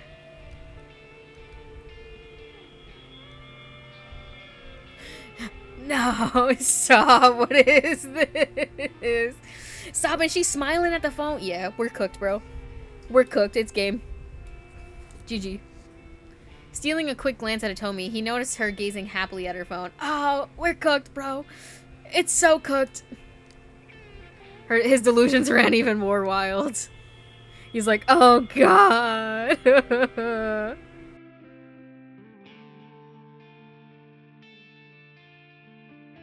While he was still fretting furiously, Hitomi finished typing her response. So, what did you wind up saying? Achi asked. I explained the situation. That we're trapped in a storeroom, you've got some guys chasing after you, and you're, that we're trapped in a storeroom, you got some guys chasing after you, and you're looking for some van? Yes, I also asked him to please keep this secret from my family and the police. Whoever this Tanaka guy was, Hitomi sure seemed to put a lot of trust in him. A short while later, Hitomi's phone chimed with a reply. She checked the screen in a flash, all eagerness. Achi couldn't help but ask, so, what's that Tanaka guy have to say? A hint of jealousy slipped into his voice. He says he's going to try to find the minivan for us. Huh? If he just comes and lets us out, I can go look for it myself. He says he wants us to hide out here a little longer. What the hell, seriously? He says that if someone's after me, it's safer to stay where we are. Yeah, I'm out of the running, Achi thought to himself. This Tanaka was clearly pretty concerned for her. And there was really only one reason a middle-aged man would think like that. Alright, fine. We'll wait. Bro. Hachi, my goat. Listen, anybody would be lucky to have you. Hachi turned his own phone off, then slumped back in a huff.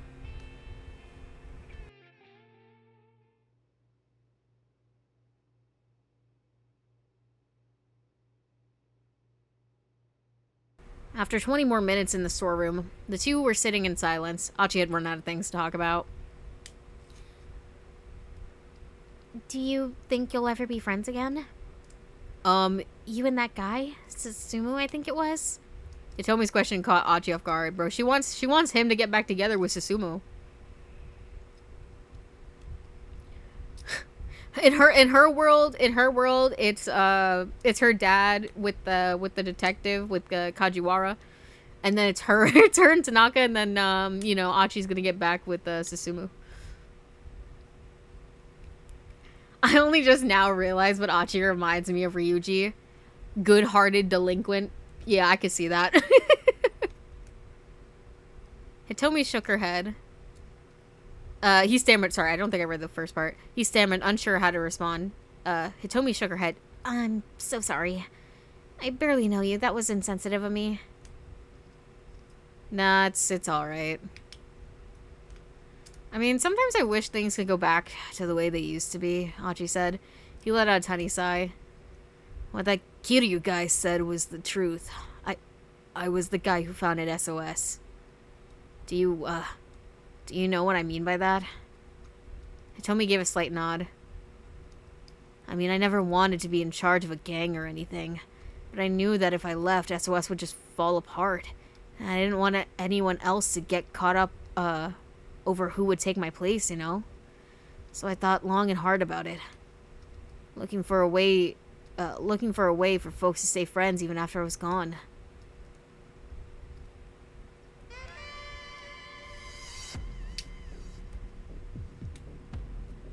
The loud voice echoed throughout the pool hall. Oh wait, Pool hall, an establishment for playing pool, more formally known as pocket billiards. This particular place is a pool bar, serving alcohol. The standing pool table is rectangular in shape, sports 6 pockets, 4 in the corners and 1 in the middle of each long side, and supports multiple games, including 9-ball, 8-ball, and rotation. There are also tables without pockets. This style is known as carom billiards. What is the goal there if you're not gonna get them into the pocket? What do you mean you're leaving? Susumu was positively red in the face. You're our founder, Hachi. You can't just up and quit. Susumu had been almost like a younger brother to Hachi. If anyone would try to stop him, Hachi knew full well it would be Susumu. Look, I'm not gang leader material. All I've been trying to do is make sure we're all able to have fun. That's not true, Susumu said. Think about all that stuff you taught us. Don't you remember? Every man gets to make one request in his life that cannot be denied. Those are your words, Hachi. Did I say that? It's the heaviest thing you've ever said. Then to Hachi's consternation, Susumu got down on his hands and knees. I'm begging you, please don't leave. Without you, SOS is nothing. Hachi could feel his conviction waver. I'm begging you here from one man to another. This is my one request. Oh my gosh.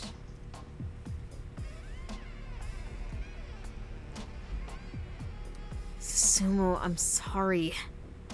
Hachi could barely croak out the words. I'm leaving you in charge. You can't, Susumu pleaded. Please don't say that. Hachi turned his back to him in silence. Please, Hachi, why won't you listen? I can't possibly beg any harder than this. Enough with all that request nonsense. Hachi grimaced. What?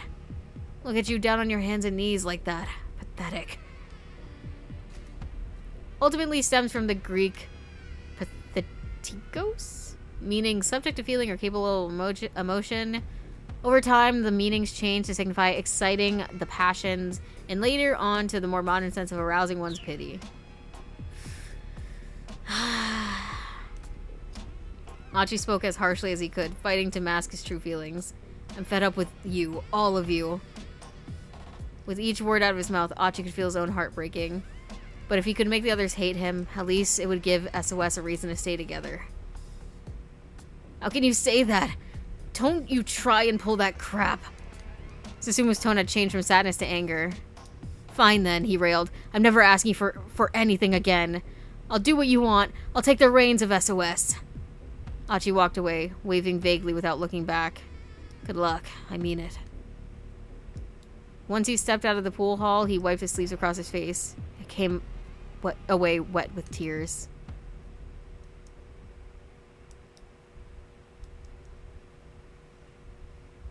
Sometimes I think that maybe I could apologize to those guys and we could just go back to the good old days. That's never gonna happen. Not unless Suzune gets better. He stared into the distance at nothing in particular.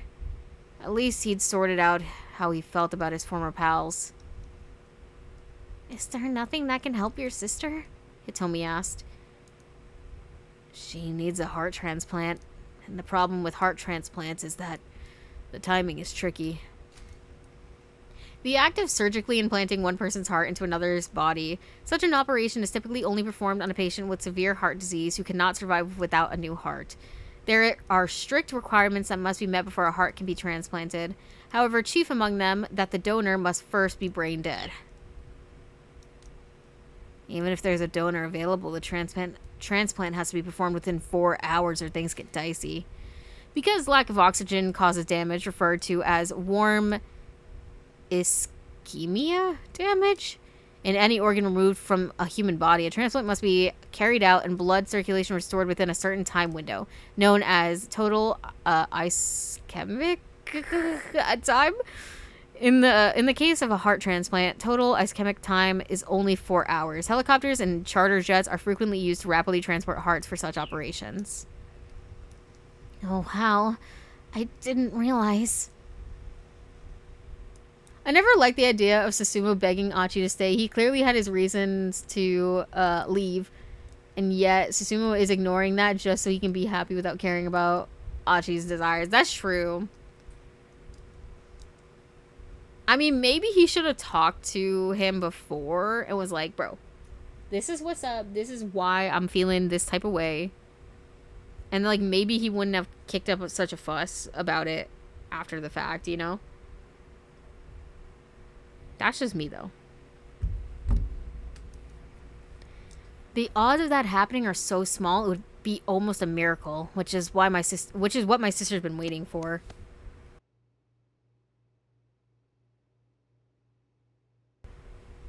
Yeah, it's poor communication on both sides. Yeah, like, he shouldn't have just dropped that bombshell, because, like, he literally knew that it was going to be hard for him. So it's like, he should have definitely talked about it beforehand. But, I mean, what's done is done, you know what I'm saying? Achi thumped the left side of his chest. If my heart would do the trick, I'd gladly let her have it. Damn it. And I've got a strong heart, too. He thumped himself on the chest again and again. He didn't mention it to Hitomi, but Suzune's blood type made finding her heart transplant even more difficult. She had Bombay blood. What the fuck does that mean? A type of blood that does not correspond to the more common types of A, B, O, or AB. In some instances, a standard blood typing yields a result of O in such individuals. First discovered in the city of Bombay, now Mumbai, on India's west coast, the blood type takes its name from the city due to its relatively high incidence rate among the inhabitants. In some instances, a standard blood type yields a result of O in such individuals. Okay. It was one of the rarest blood types in the world. Apparently, there were only a few dozen people in all of Japan who had it. Damn, yeah, but she's cooked, bro. A rare blood type, such as Bombay, are scarce enough that even nationwide blood centers seldom have them in sufficient supply. For this reason, when such blood types are discovered in everyday testing, samples are quickly taken to be frozen and stored at temperatures lower than 80 degrees below centigrade. If Suzune were to ever receive a heart transplant, it would need to be from someone who also had Bombay blood. Hachi? Hitomi sounded like she was on the verge of tears. Wow, she must feel really bad for Suzune. If you did manage to find a heart for your sister, what would you do? What do you mean? Say if you happened across someone who was a donor match. What? I would do anything. Anything? Yeah, whatever it took. I'd risk my own life if it meant helping Suzune. I mean, at that point, I'd assume God had granted me a miracle or something, you know?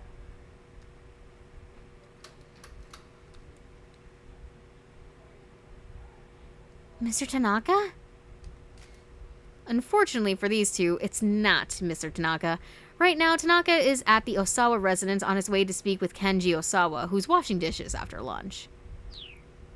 Okay, so we're gonna have to jump over there in a minute, but I'm gonna run through this first. I don't think Achi understood the question. I assumed, like, she was asking, like, would you kill? Would you kill somebody for that? Maybe she has Bombay blood. For a moment, all was silent. Maybe it's just a cat? Achi suggested. Or not. Dang, there's a lot of jump points here. The doorknob rattled ominously. You really think that's Tanaka? Achi asked. I'm not sure. If it were him, I think he'd probably say something. Achi grabbed Hitomi's hand. We'd better hide. The two of them slipped behind a large piece of plywood stage dressing. The door swung open with a loud creak. Tama? In stepped a cat. Oh, it's just a kitty cat. A giant kitty cat walking upright. Achi and Hitomi stared in confusion as someone in a cat costume slipped into the room. There's something vaguely sinister about the fuzzy figure. This is not my Tama. I mean, but what else would it be? Is there multiple of these costumes? Somebody let me know. No, I'm kidding. Obviously. The cat had both hands stuffed into its pockets, and it shuffled as it walked, dragging one leg.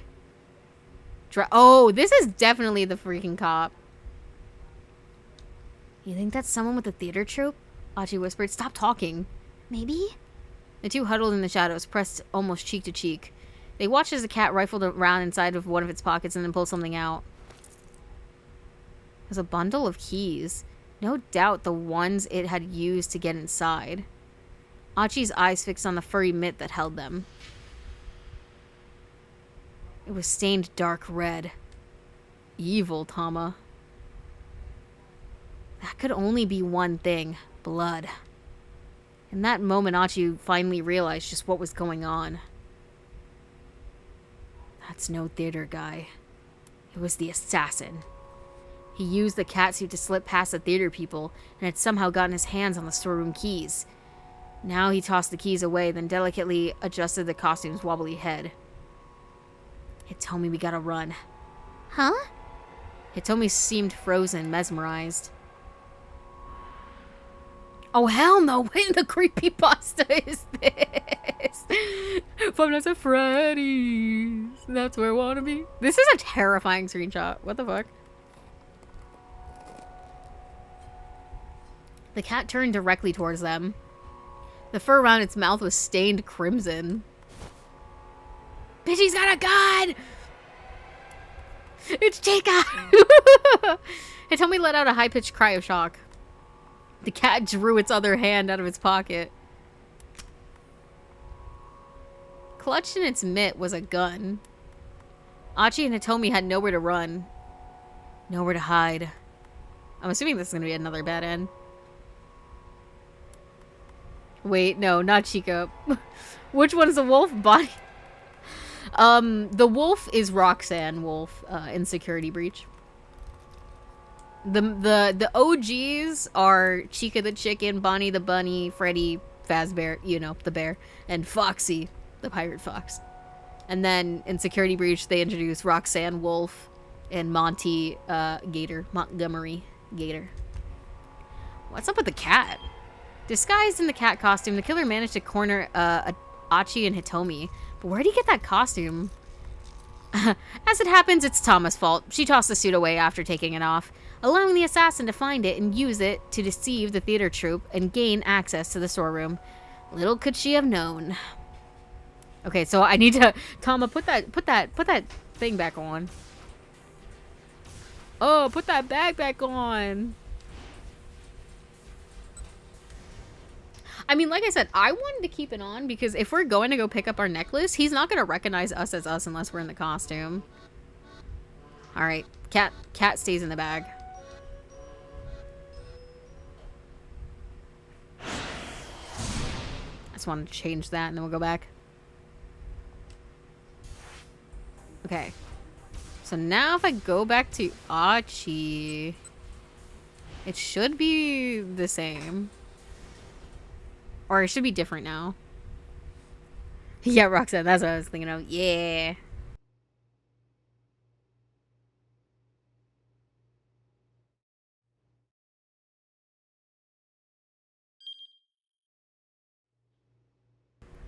This face. I would do anything. Even kill? Yeah.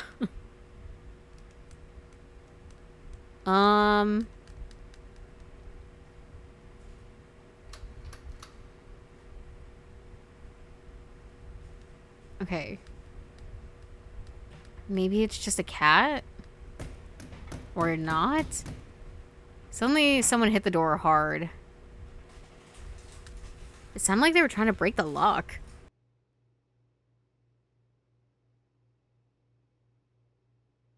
You really think that's Tanaka? Achi asked. I'm not sure. Yeah, this is all the same, I think.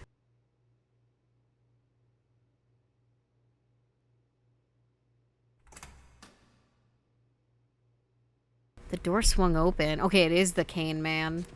I mean, when they said he had like a limp or whatever, it made sense. In stepped the man with the cane. What the heck? Achi whispered. What's he doing here? I still think we'll have to like jump, but I just wanted to see what this version looked like. Gun drawn, the assassin prowled slowly around the storeroom.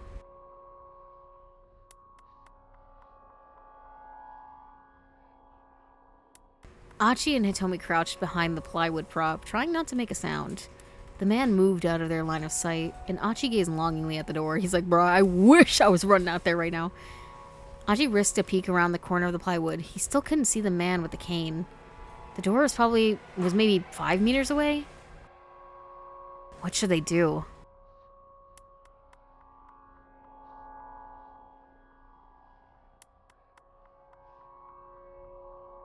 I mean, he's probably going to find us eventually, so I'm going to say wait, just because I feel like that's going to be the bad end. No, they need to wait for a safer chance to escape.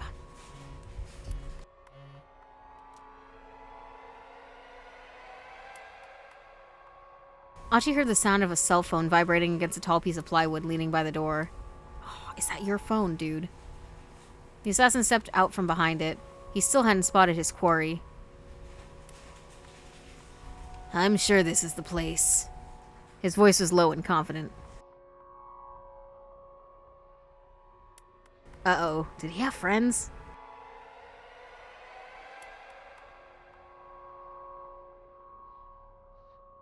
Still clutching the phone, the assassin wandered deeper into the storeroom.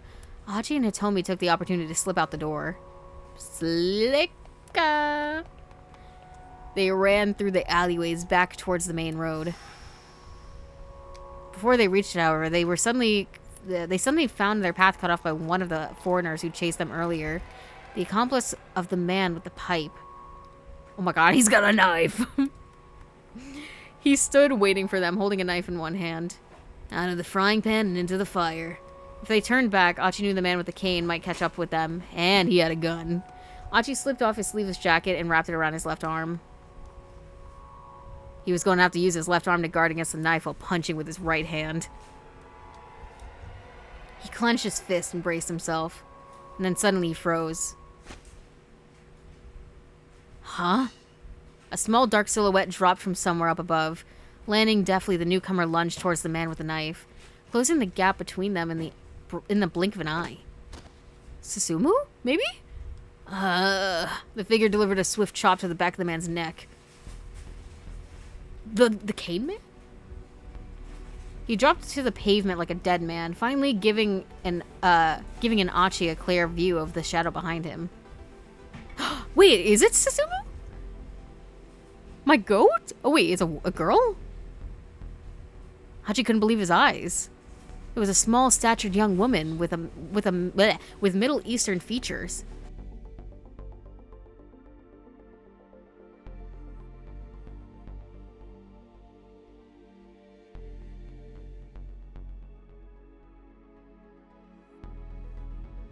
Hitomi let out a little gasp. This ain't your twin, is it?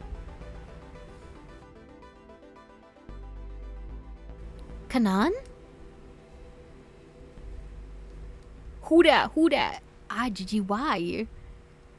Okay, to be continued. So this is as far as we can take this line. Or this, Achi's story.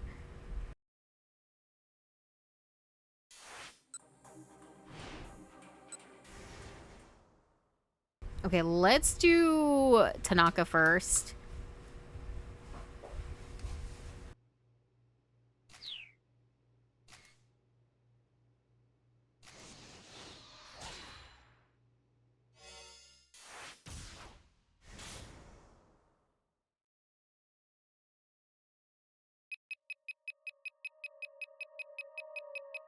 Why are you staring at me like that, bro? Director, if you have a moment. Tanaka poked his head into the kitchen. I've got something urgent to discuss with you. Yes, of course. Osawa took the bug tracker from his pocket and handed it back to Kajiwara. I won't be needing this anymore.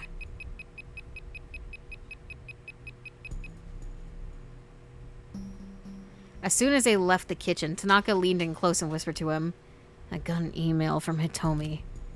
He showed his cell phone to Osawa.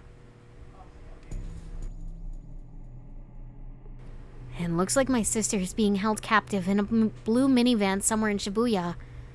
But that man is still chasing me, so I can't really go looking for it. A blue minivan. Allow me to handle this, sir. I'll figure something out. Osawa knew he trusted Tanaka for a reason. Thank you, he said with a bow. Oh, you wouldn't happen to know any place she might have gone, do you, sir? What? It's just that all she told me is that she's been moving around. I'm sorry, I don't really have any idea, Osawa replied. He was ashamed to say it. There wasn't a single place he knew where his daughter might be inclined to go. Ah, I see. Tanaka, picking up on his discomfort, was visibly embarrassed himself. He hastened to change the subject. I can't read today, guys. I'm so sorry.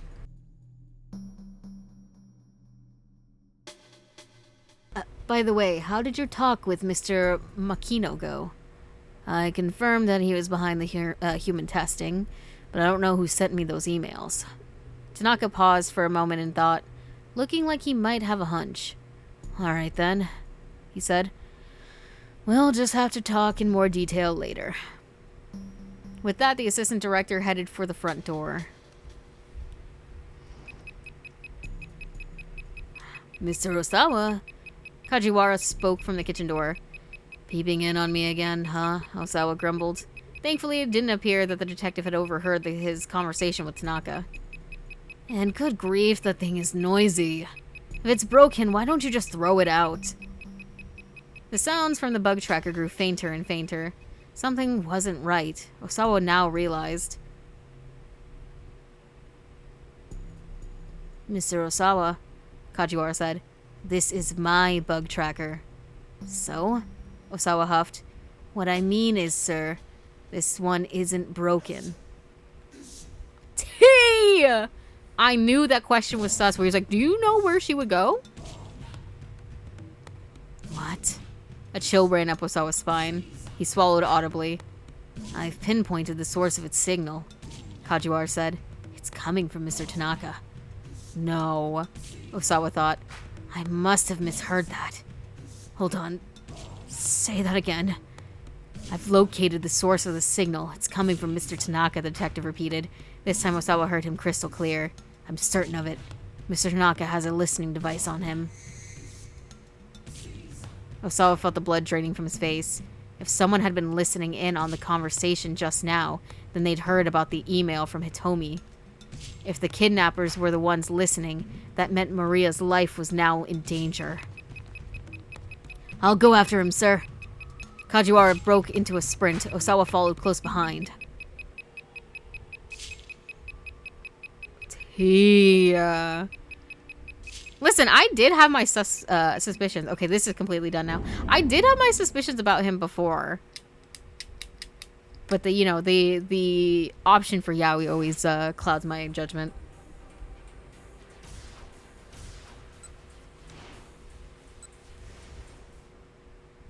Another one. Another one.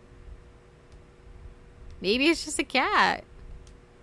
A really big cat. Wait, 1340. This is, I think, the thing that we can do. Because we need to do something for Kano at 1340. So maybe it's this. The sales demo is over, and against all odds, I managed to get paid. Money clutched in one paw, I head to the knick-knack shop to finally buy that necklace I can't stop thinking about. Hello? Anyone here? I call out. There's no reply. Is the shopkeeper out? Just a moment. Panting, the sales clerk comes scurrying into the shop behind me. Sorry about that, just had to pop out for a sec. Phew, you would not believe what I just saw. He leans against a pillar, gasping audibly as he tries to catch his breath. Ah, you're here. About that necklace? Do you still have it? Of course. Thank you so much. I have half the money here and the rest is in my... Oh. I suddenly remember something very important. Oh no! The sales clerk gives me a curious look. What's the matter? My wallet, it's still in here. I pat the costume around the tummy. So why don't you just take the outfit off? Well, I mean, the zipper's kind of broken. I wouldn't be having all this trouble if I could just get out of this darn costume. Kind of broken. It's way more broken than that. Yeah. The sales clerk points me to the full body mirror. He's right, the zipper in the back is hanging open. Taking this thing off will be a cinch now. Oh, thank you. I give him a bow. I'm not sure what you need to be thanking me. I'm not sure you need to be thanking me, he says. No, I do. If you hadn't pointed that out, I might have let myself stay stuck in here forever. So really, thank you so much. I bow again and again. Oh my god. The first time we've ever seen something move in this game? This is a video? A GIF even? I knew it, bro. Don't play with me right now.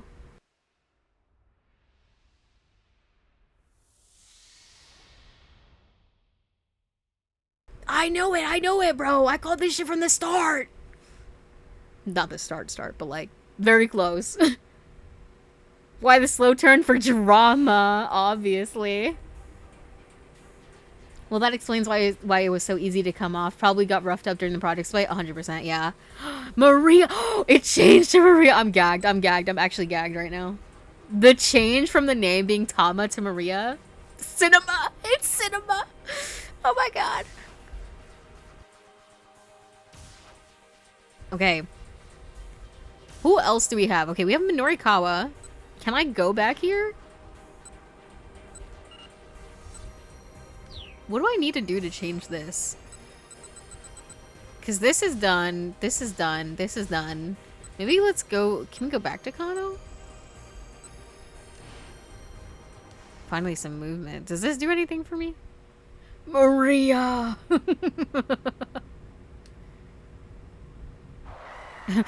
This fucking screenshot takes me out.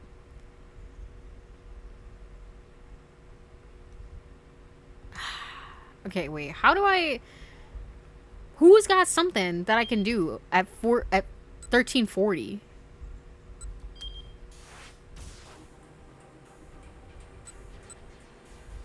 Is this something?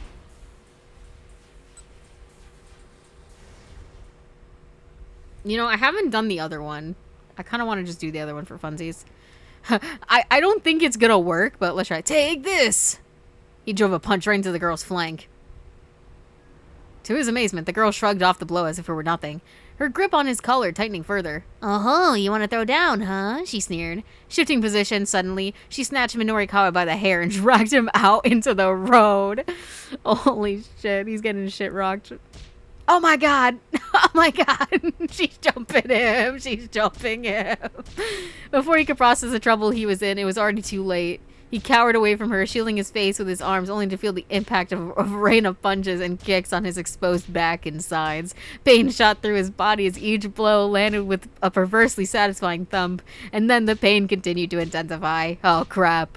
I'm going to die here, aren't I? Never thought my life would end so soon. Straight headshots, literally. Huh? His assailant paused suddenly. Wait, don't I know you? She stared down at his face. Hey, you're Mr. Minorikawa. Shocked to hear his own name, Minorikawa peered up at the girl. Miku? me after getting the shit pummeled out of me. Yeah, wow, so you do remember me. Her tone was bubbly, as if the beating she'd been dishing was full of all fun and games. Sorry, I didn't realize it was you. She held out a hand to help Minorikawa back to his feet. How long's it been? About 5 years, I think, he said cautiously. You, still doing your bonsai stuff? Nah, she replied. I gave that up. Miku had been Japan's bonsai champion back when she was in middle school. One day, local delinquents had vandalized yeah, we read this part. About her incident. I want to get strong, she said, and I want to be able to beat those guys up. So Minorikawa had introduced Miku to an acquaintance of his who ran a martial arts dojo. Man, you sure have gotten strong, Minorikawa said. Well, that's the sort of gal I am. Miku handed him a flyer. She was like, come watch me beat the shit out of somebody. Is there anything Miku can't do? You're right. It read, Ladies Mixed Martial Arts Pub Bride present this flyer for a free drink. Okay. You should come see one of my matches sometime. I'm the current champion there. Miku beamed with pride. Wait, you're the champion? Well, you'd seen firsthand how strong she was.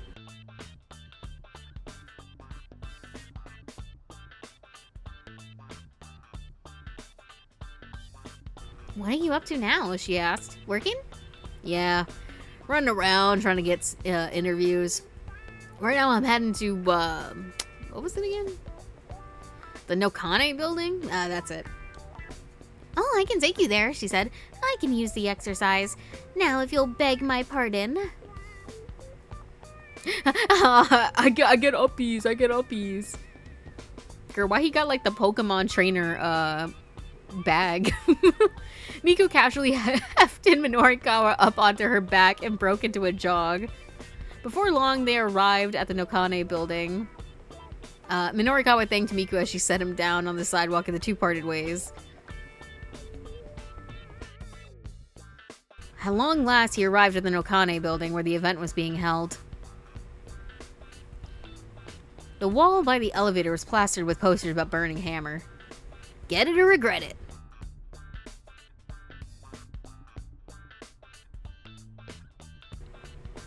Seen in magazines. 100% weight loss guaranteed. The message was all kinds of mess. Yeah, we saw this part before.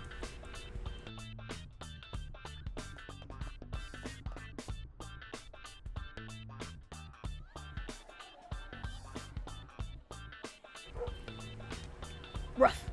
Don't bark. We're looking into the crowd. We're like, what's going on here? Why the fuck are we watching magic tricks? Why are we doing tricks on them? What is this? Could something like that really exist though? Oh well, blah blah blah blah blah. Time passed and the demo didn't start. The audience began grumbling in frustration. Then a heavy-set young woman took the stage, gave it a little bow. It was the girl from the cafe. But as everyone leaned forward expectantly, the girl on stage began performing magic tricks, blah, blah, blah, blah, blah. I mean, she's very good at it. She's very good at it. Minorikawa was like, what the fuck is going on here? Yeah, she's not very good at this. That's not true. My goat.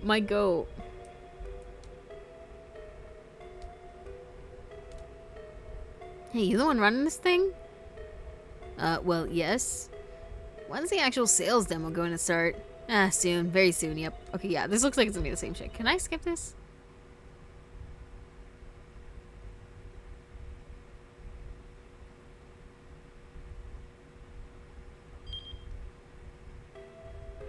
I don't know if these actually make sense, but I think causing a ruckus just right off the bat is a good idea, I think.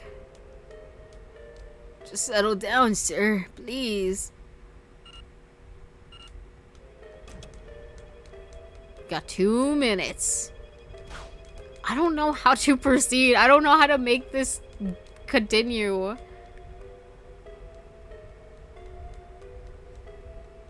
Cause like I'm not even getting like a game over. It's just a keep out. And considering I'm like I think I'm only not finished his and Kano's. And Kano's hasn't changed, so I don't really know what to do.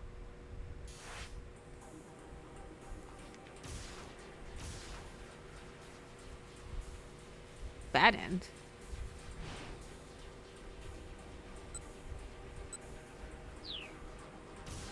What did I do to mess that up? Let me go back to whatever he said before. Did I fuck that up somehow?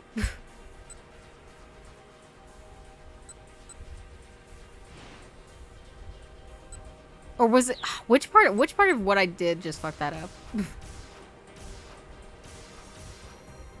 Was it this?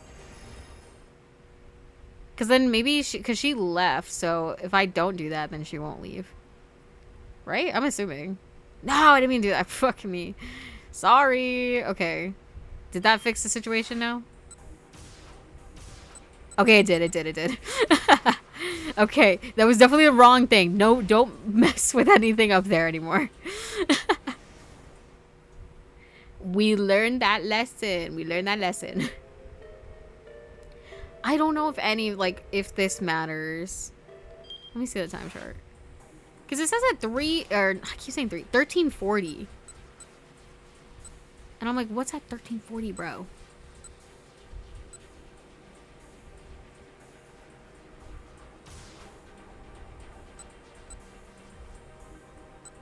Like, it can't be Achi, because there's nothing here. Girl, let me read this again.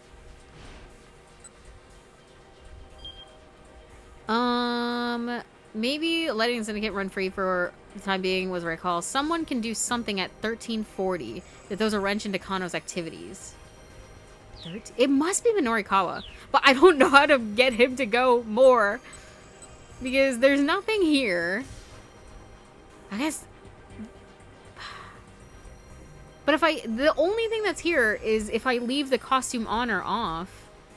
But if I leave the costume off, then the other guy is gonna get Achi, so I can't do that. There's nothing here. It has to be Minorikawa, but I don't know how to further. I don't know what to do to further his stuff. Which one did I pick from here?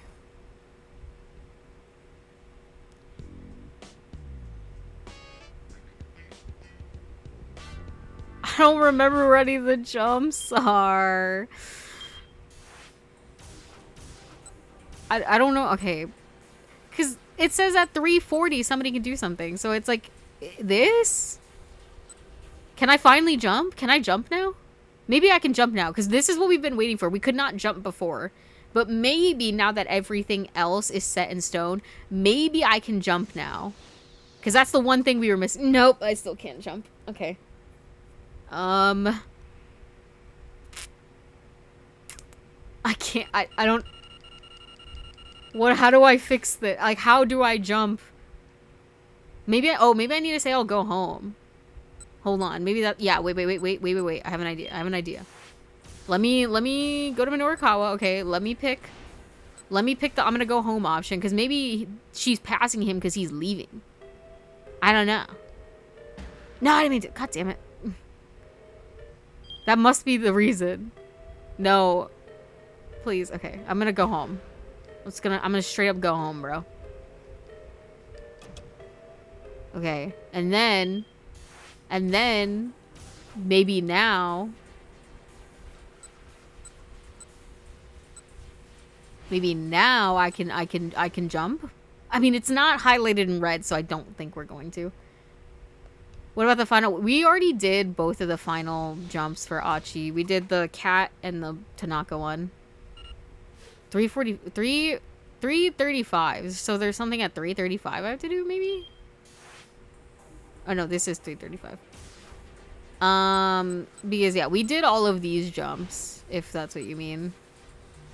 And yeah, they're red, which means we can take them.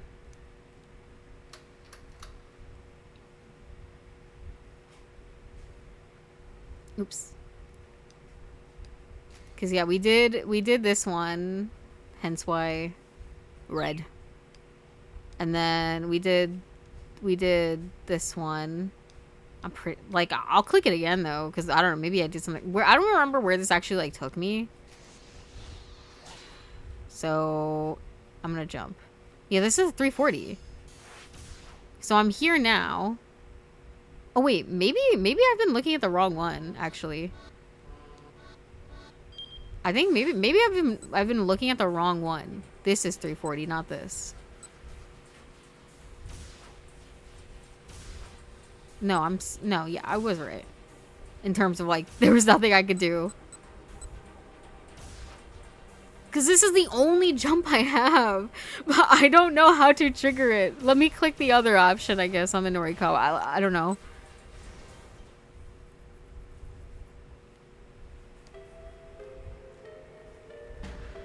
No, god damn it. Did I do Heartbroken? I'm gonna be heartbroken, bro. Cause like, why are these options if they don't do anything? They have to do something. Maybe I'm not playing out the... Maybe I need to play it out more? I literally don't know. Because I think the way we get rid of this keep out is with the time jump. But I don't know how to unlock it. I don't know. I don't know how to fix it.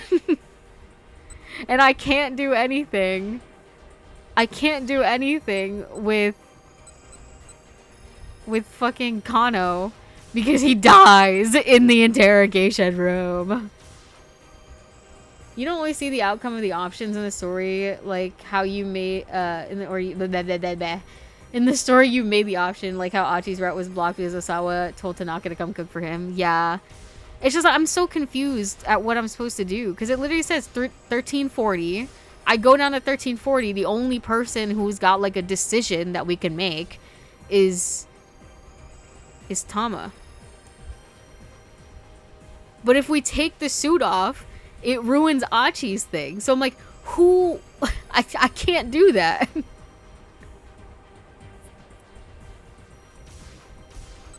Or else this would not say to be continued because then it would not be completed. It would not be right.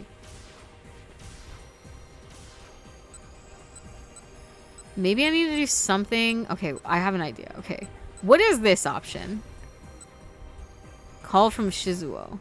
What did I pick? Because maybe I need to pick an option here and that unlocks something for somebody. I don't know.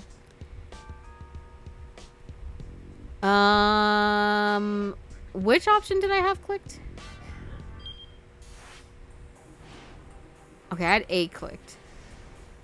Let me click B just for fun. Cause that could end up being what I need. Okay, does that...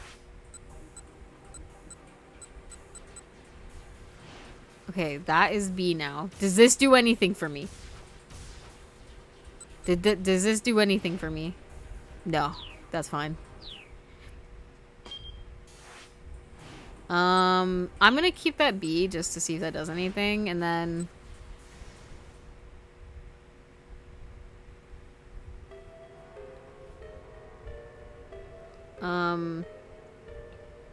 I'm going to do this. Does that... What is that effect?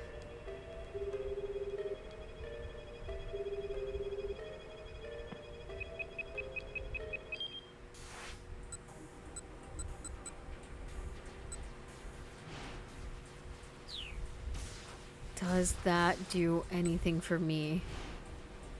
No. What about... Do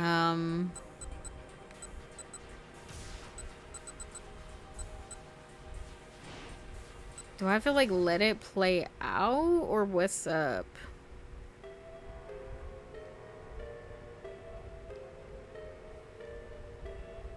And then he scolds me. You know, actually, did I even look at, Osawa's? Oh, yeah, it does mess up his. So I don't think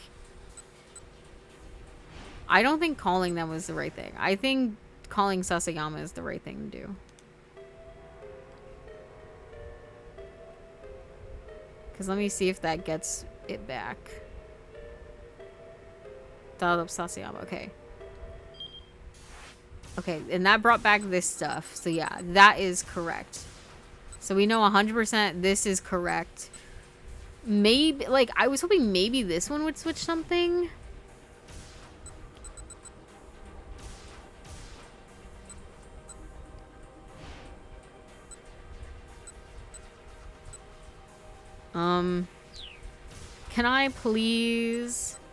Can I please jump? I'm gonna have to look it up because I just, like, am not understanding.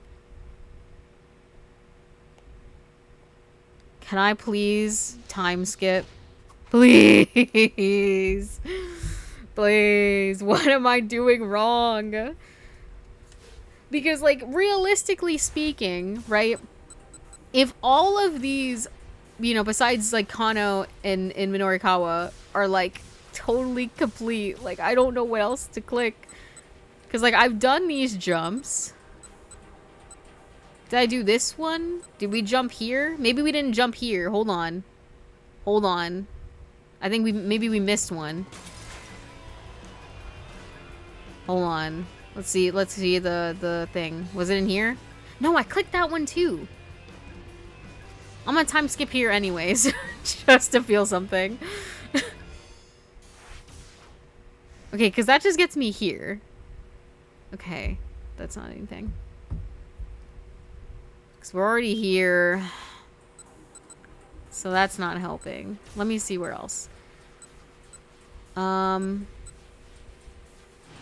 what's this jump? This is to Aichi.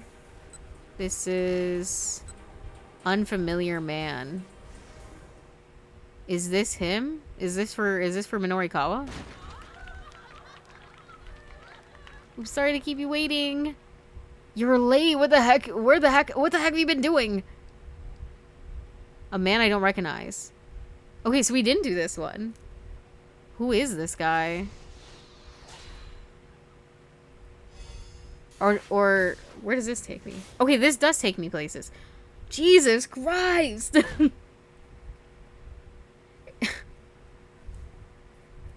Oh, oops, sorry to keep you waiting, a girlish voice exclaimed. A moment later, a furry figure came charging into the demo room. The crowd fell silent at the sight of a young woman in a cat costume. To be honest with you, I don't even know. Like, I'm so confused with the timeline right now. Because I'm like, where did we just come from? Where did we just come from on Tama's? Like, because I don't even remember. I don't even remember what this was. Like, I don't even remember this happening at any point in time, bro. What the fuck?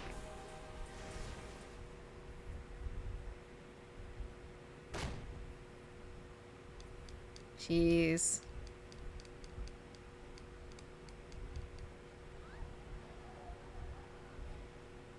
The girl panted visibly. Her arms were loaded with cardboard boxes. You're late, the event organizer snapped. What the heck have you been doing? Grabbing the newcomer by one paw, he vanished with her into the back room. The chubby cheek girl wrapped up her magic routine and hurried after them. The audience stared at the now empty stage in confusion. Several minutes passed before the organizer reappeared. Ladies, terribly sorry to have kept you waiting, he called out. But now I'm proud to introduce to you the worldwide sensation that is Burning Hammer. At his signal, the young woman and the cat appeared on stage. Wait, this like changes the timeline so much. How does this work?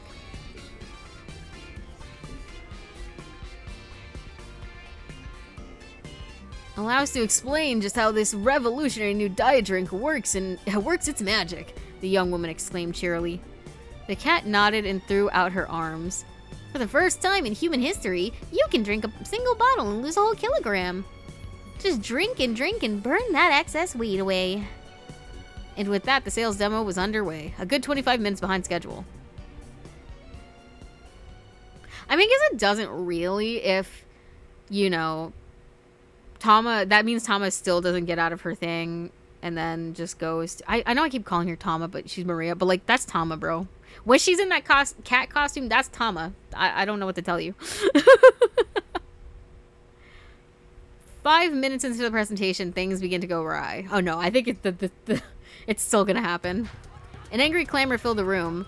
What the heck are you trying to pull? I can't believe you'd actually try to sell something like this. The outrage had been triggered by something the young woman had said on stage. She didn't really let slip that burning hammer was the sort of thing you could buy at a 100 yen shop.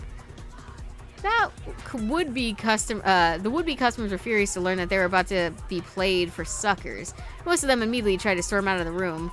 Now the organizer, the full-figured young woman, and the girl in the cat costume were at the door, doing their best to hold back the tide.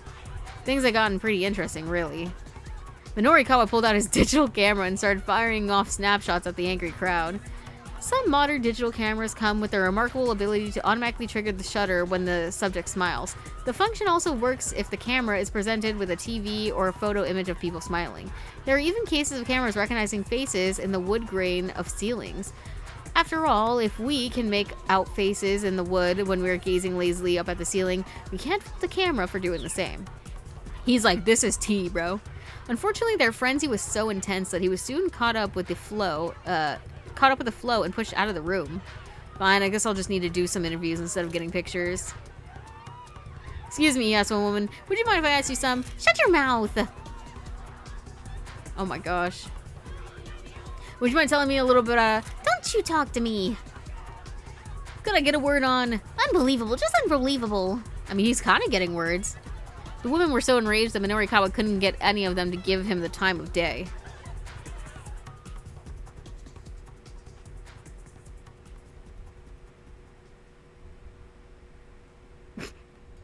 I'm fried right now, what the fuck? Before long, the entire crowd had surged out of the room and departed. Oh well, I guess I've got enough to do a write-up at least. Though it would be nice to get a quote from somebody. He decided to try for an interview with the man who organized this fiasco. How did the guy feel, for instance, about his product scam falling through? Heading back into the event room, Minorikawa passed by the cat mascot. The cat gave him a tiny nod and walked off without a word. He couldn't see the face of the girl inside the costume, but she seemed genuinely dejected that Burning Hammer had been a bust. Hey, I'm Minorikawa, freelance reporter. I was wondering if I could have 5 minutes of your time. The organizer sat alone in the midst of his ruined displays. Oh, it's you. The man's voice had lost all of its earlier punch. Here, my credentials. Minorikawa handed him a business card. The man introduced himself as Yanagishita, and Minorikawa got right down to business. So your sales demo is over, Mr. Yanagishita. How do you feel right now? How do I feel? Well, tomorrow is another day, I guess. Minorikawa was impressed by the guy's candor. I'm a little surprised to hear that, he said. I figured you'd be more disappointed. Oh, I'm plenty disappointed. It took a big gamble here to repay my debts, and I lost. Yanagishita didn't seem to be trying to hide anything. Debts? Minorikawa asked. There was a girl I was in love with, Yanagishita said. I wound up spending everything on her. He stared wistfully into the distance. Ah, interesting, Minorikawa said. You wouldn't be the first man to go such lengths for a woman. Yeah, Yanagishita said. I suppose not. A rueful smile crossed his lips. The guy didn't strike Minorikawa as some dyed-in-the-wool scam artist. But I decided that it was time to stop feeling sorry for myself, Yanoshita went on. There are plenty of people in the world who have it way worse off, you know? You got that right. Minorikawa nodded in agreement. So I just figured, well, as long as I'm still alive, maybe another opportunity will come my way. A more earnest smile broke through Yanagashita's forlorn expression. Minorikawa wished Toyama could have been there to hear this fellow. I have a friend who's in an incredible amount of debt myself, Minorikawa said. He runs a publishing company, but there was a big mix-up with the scratch cards in his magazine and... Scratch cards? It's not important, Minorikawa said hurriedly. Letting more people know about the whole scratch card fiasco certainly wouldn't do Toyama any favors. Anyhow, debt is a terrible thing, Minorikawa said, nodded sagely. Oh, by the way, this is unrelated, but... Are you familiar with a group called SOS? Apparently there's some legendary street gang here in Shibuya. SOS? Yanagashita shook his head. No, never heard of them. Guess I'm not gonna get any leads on that here. On that case here, Minorikawa wondered if there was anything else worth asking this guy. Maybe Yanagashita would be willing to take his Shibuya Now survey. Yeah, sure, why not? Maybe Yanagashita would be willing to take his Shibuya Now survey? Taking a little bit of the burden off of Chiaki seemed like a good idea. I have another question. How do you feel about your life right now? Huh? How do you feel about your life? Your products aren't selling, you can't repay your debts, and you still refuse to give up, believing opportunity will come your way. How do you feel about all that? Yanagashita paused and thought. I'd say I'm a pretty lucky guy. Minorikawa was somewhat taken back by that response. I haven't been able to sell any burning hammer, and sure, I can't pay off my debts, but even so. Yanagashita looked Minorikawa right in the eye. The two cute young girls I've got working for me have stuck with me through thick and thin. Sometimes maybe you just need to be content with something like that, you know? That was refreshingly forthright. Minorikawa was surprised. And I mean, so what if I got debt? Yanagashita went on. In the long run, none of that matters. Not really. There was a knock at the door. Oh, excuse me a moment, Yanagashita said. Wonder who that could be. The Yakuza? He opened the door, his face froze. Damn, wasn't quite quick enough. Minorikawa? Yes? You'll have to pardon me. I've had a little something crop up here, so if you don't mind... Oh, sure, not a problem. I've got other interviews I need to get to anyway, so I'll just... Yanagashita was out of the door before Minorikawa could even finish. Stepping out into the hallway, Minorikawa could hear voices from the adjoining demo room. It sounded like Mr. Yanagashita and two other men. Minorikawa couldn't make out any of the words, but he could tell they were arguing about something. It's probably some consumer complaint against one of his products or an issue with a client company, something along those lines. Man, people who run companies sure have it rough. You hang in there, Mr. Yanagashita.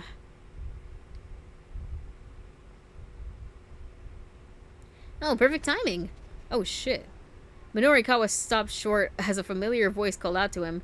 It was the man he'd spoken to earlier that afternoon about the surveillance cameras. Hey, come here for a sec. The man waved him over. What is it? I'm real busy right now.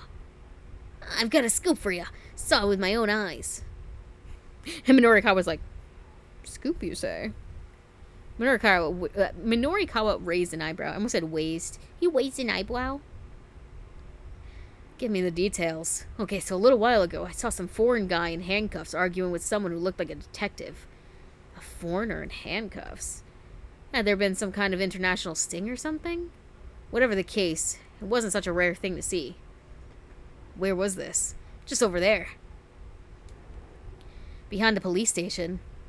Minorikawa furrowed his brow. A suspect arguing with a cop outside a police station wasn't all that weird. Still, he had a feeling something was missing here. Well, the big thing is what happened afterward, the man said. Afterward?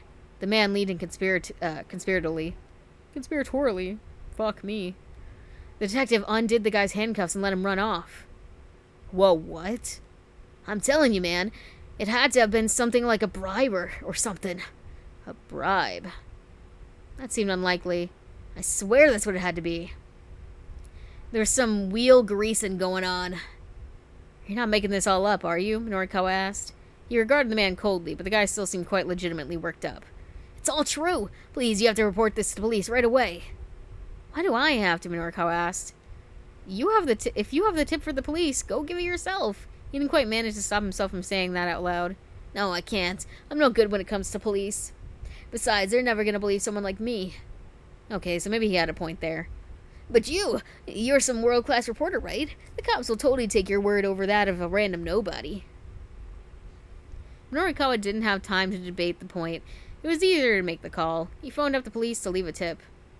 The man bowed repeatedly, looking pretty grateful. Oh, thank you so much. I haven't been able to get any business done with those scary thugs around. What thugs? What line of business are you in anyway? What? The man suddenly went pale. Whoops, I gotta get going. He skittered off in alarm. I'll see you later, man. Now, this is a nosy-ass mofo. Literally. I mean, it helps me out. Well, more like it helps Kano out, but that's okay. Norikawa was left to wonder what this guy's line of work actually was. But he had more important things to worry about at that moment. He hurried off in the other direction.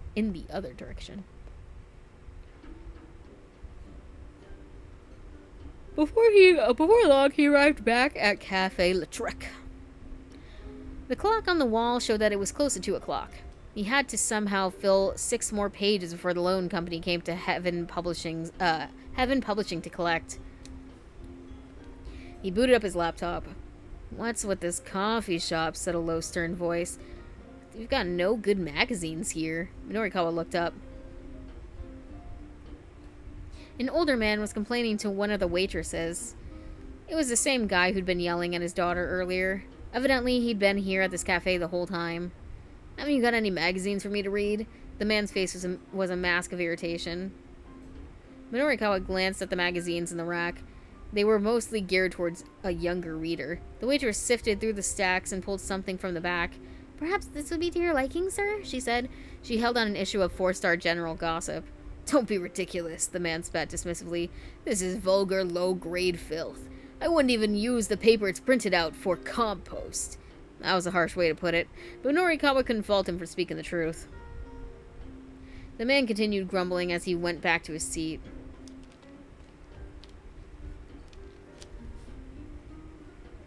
Norikawa headed over to the magazine rack and picked up the gossip. He opened the front cover and found the scratch cards still inserted within. If these were still out there, it was bad news. Toyama might end up even further in debt. Bah. Minorikawa yanked the scratch card out and tore it to bits. Sir, what are you doing? The waitress rushed to stop him, only for the pieces to rain down on her like confetti. The magazine itself is still perfectly readable, Minorikawa said. There's no problem here. He strode back to his seat and gazed at his laptop screen. It still hadn't finished booting up. In the meantime, he decided to give Chiaki a call. Girl, what kind of fucking computer do you have? What year is it? I mean, they do have, like, flip phones, so who knows. She picked up right away. Hello? Minorikawa asked. Hi there. Good to hear from you, Chiaki replied. How's progress? I did it, Chiaki said, her voice overcome with emotion. I managed to get people to hear me out. Of course you did. You got your pointers from me. Yes, I couldn't have done it without you, Mr. Mino. Her mood had done a complete 180. Minorikawa allowed himself a little sigh of relief. Okay then, head back to the editing department and put together an article for me. Hey, you got it, sir, Chiaki chirped in reply. I'll email you as soon as I'm done with things on my end. Oh, sorry. I'll email you as soon as I'm done with things on my end, Minorikawa told her. Just use the DTP to slot your piece into the right spot in the layout. Abbreviation for desktop publishing refers to the process of editing a manuscript's layout on a computer preparatory to sending it to the printer. Also used to refer to the software used for creating such layouts. Creating layout data that is ready for printing but not actually being printed yet is sometimes called a DTP. Sure thing. Minorikawa hung up, then rolled up his sleeves. He sure was towing a pretty narrow line today. The Burning Hammer event had kept him a little longer than anticipated. Now he needed to clean up his copy as soon as possible in order to stick to his schedule. When he turned back towards his laptop, however, he froze with shock. What? His laptop monitor was still a black, empty screen. There's no way it would take this long to finish booting up. Oh, it couldn't be. No, don't let it be true. His computer decided to pick now of all times to give up the ghost? Minorikawa felt the blood drain from his face.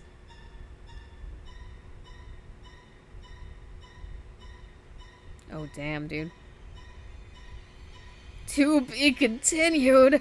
Oh, God. The humanity.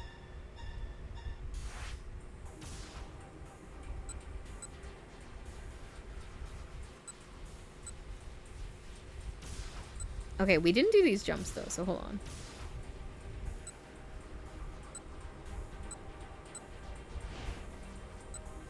Okay, we can finally do this jump. I don't know what it's really gonna do for me, but I guess we'll see. Because he had one too, so I don't really know what that did.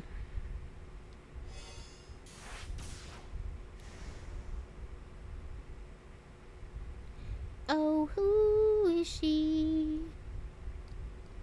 I mean, it doesn't really do anything. I don't think so, at least. I mean, it just brought me right back to where I was, right? I didn't recognize. I wonder why he's still here. Just keep my fingers crossed for the guy. Right? I mean, because what does that jump actually do?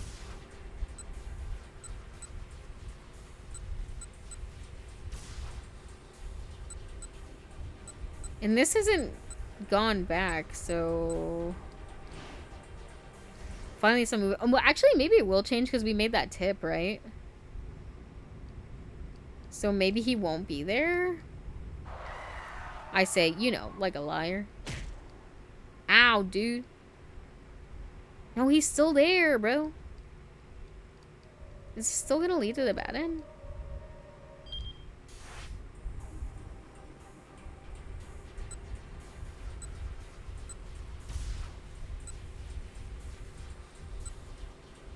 At 340.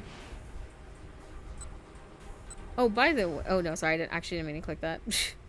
I meant to go straight to the questioning. Oopsies. Because maybe it's here. We do have the choice here. So maybe just go. So that way we have like more time. Because it said that we stayed a little longer than we meant to. So let's leave. Because she already said she got people to talk to her. So she doesn't need anything. I have to get to another interview, of course. So allow me to walk you out. Oh, that won't be necessary. If it's no trouble, I'll be heading out myself now. Gotta run before these guys show up. What do you mean? Oh, nobody. Just a personal thing is all. They parted ways outside the building, and Minorikawa headed off to the cafe to put his article together.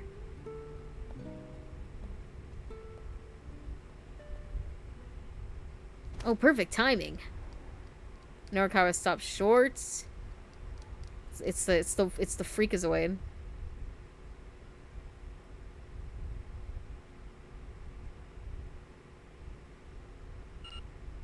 Okay, so I think it's done now. Okay, and this has changed things. Finally, some movement. Why would it change, though? Just because they left early? I don't even know. Long last, the traffic began to move again. Stanley slammed on the brakes. Oh, yeah, okay, now I understand. Now I understand why things have changed. A frantic-looking man jumped out in front of the car. I didn't smack my head this time. That's good. Whoa, hey, what the hell are you doing? Kano sputtered. The stranger plastered his face against the passenger side window. Oh my god. This man bangs on your window. Are you letting him in, or what's up? Open up, he shouted. Open the door. The guy showed every sign of total panic. Junichi Yanagashita. Something happened after he parted ways with Minorikawa, and now he's running this way in quite a panic at that. What would this jump do? Oh, it just leads us here. Okay, well, let me out of here, bitch. Go back. I'm already done with that man. Leave me be. God damn it.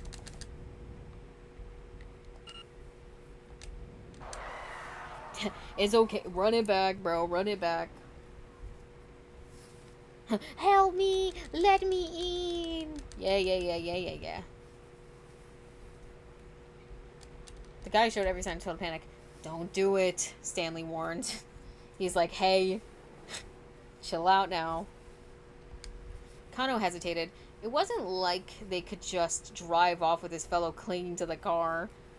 So what am I supposed to do, Stanley? You fuck. Please, you gotta help me.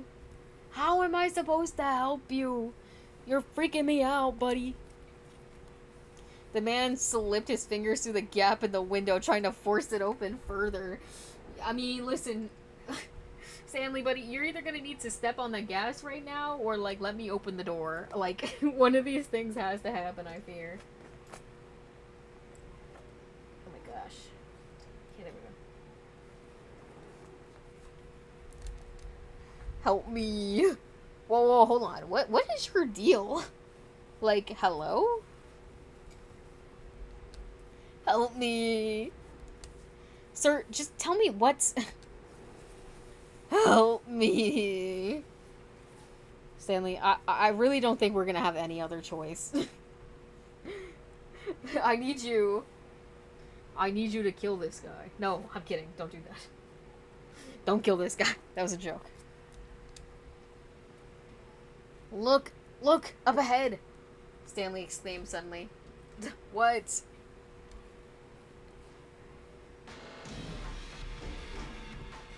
Kano whipped his head around. There, walking along the sidewalk ahead, was Al-Karawan. Very much not in custody. Okay, that doesn't have... I didn't think I was actually going to still see this part. Stanley, his usual steely expression replaced with a look of shock, exited the driver's side and went after him. Okay. Kano shouted at the man in the window. Get out of my way. Stanley, wait. Alright, get in. Get in. If the guy was that desperate to get inside, Kano wasn't about to stop him. Listen, and it stops me from going after the other guy, which we are clearly not supposed to do. Because we get a bad ending every time we capture him. That's the best part. You never know how any of your choices will change the story. See, that's a good and bad thing, because it's like the most random shit will be the shit that works, but then also you're like, God damn it, I'm stuck and I don't know which one of these like choices that look like they mean nothing I need to change, you know? Besides, he needed to get the guy to calm down and let go of his arm. Ow, the man yelped. Let go, let go. Like, damn it, bitch, I said let go. He was the one holding on. Why was he demanding to be let go? What the hell is going on right now? Just as Kano's thought was forming, the crazed stranger was yanked back out of the car, dragging Kano with him. A pair of rough-looking men grabbed him by his lower body. No, no! He screamed. I can't do 80 days of hard labor. Somehow he was still managing to cling to the car door. Just give it up and go already, snarled one of the assailants. The pair shifted their grip and pulled even harder. Kano heard the sound of tearing fabric and two toughs tumbled backwards. Just like that, the crazed stranger was stripped down to his boxers. He let out a pathetic wail. Aw, man. The two toughs burst into uproarious laughter at the sight. Now's our chance, one of them managed to sputter. The pantsless man snatched up his ruined garment and bolted like a startled hare, to dart off incredibly quickly in the manner of a fleeing rabbit. Yanagashita runs a lot more like a rat than a rabbit, though. See, but a rabbit and a hare are not the same thing. They're different. Hares are like they're a lot more skinny, and their legs are like really long. I feel like if you I forget what I was gonna say. Never mind. I was like, what's I was just like, what was I gonna say? I don't know. Still cackling madly, his pursuers rushed after him. Kano was still staring dumbstruck at the spectacle, and Stanley returned to the car.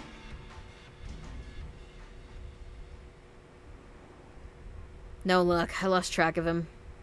This doesn't make sense, Kano said, forcing himself to refocus on the case. Al-Karawan was taken back to the precinct. What's he doing walking free? Stanley gave him a dubious look. Have you seriously not figured it out? He asked. Or is this some kind of strange Japanese joke I'm not getting?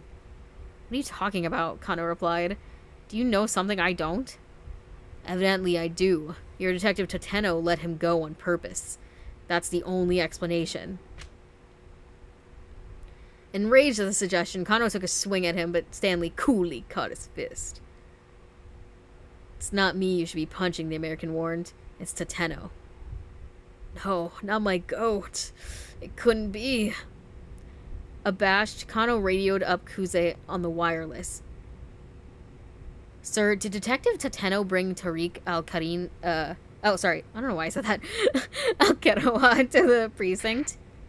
It would appear that, Detective Tateno has gone rogue, Kuze replied with a chagrin. He what? Surely Kano had misheard. We've received an eyewitness account. Someone saw him allowing the suspect to go free. No, it can't be. Currently, we do not know Detective Tateno's whereabouts, or just what the hell's going on with him. After Kano ended the call, Stanley let out a low chuckle. I see. Looks like you had a traitor in your midst. Kano grabbed him by the collar. Stanley snorted. What are you trying to pull here? Tell me what you know, Kano snapped. All I did is state the facts. Look, I watched that man risk his life to talk down a would-be arsonist. He's a dyed-in-the-wool detective. He'd never betray anybody. I see. Then he's the real deal. Kano stared in surprise. He'd expected an argument. What do you mean?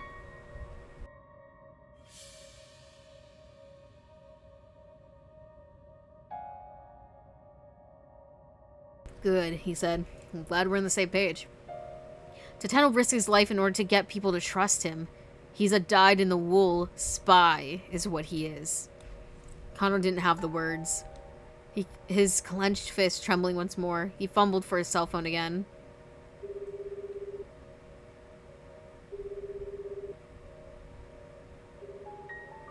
He dialed Tateno's number. The phone rang 5 times but failed to connect. There has to be a reason for this, Kano muttered. Tateno must know something we don't. Really now? Stanley scoffed. And what makes you so sure of that? Because Detective Tateno was sure this kidnapping wasn't about the ransom.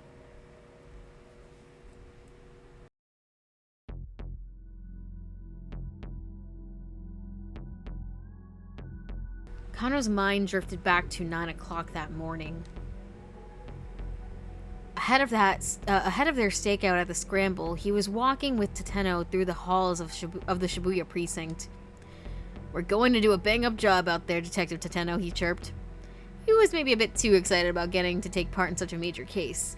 Tateno patted Kano on the back. You need to take a step back. You're not letting yourself see the forest for the trees. What do you mean, sir? What I mean is, this is no ordinary kidnapping. Tateno's words triggered a little revelation. You're talking about the location for the ransom handoff, aren't you? Kano said. It doesn't make sense for the criminals to pick up such a major intersection. Warmer, Tateno replied. Kano frowned inwardly. He'd been so sure that was the answer. Have you thought about why they asked to have the sister make the handoff? Kano thought some more before answering. Because women are easier to deal with, he suggested? Colder. If that was the case, why not pick the mother? No. What worries me is the fact that the Osawa girls are twins. They're having us send someone to the handoff who looks identical to the girl they kidnapped. What's going to happen when we do that? What is going to happen, sir? Kano asked. I'm not sure yet, but I have a feeling the kidnapper's plan hinges on it.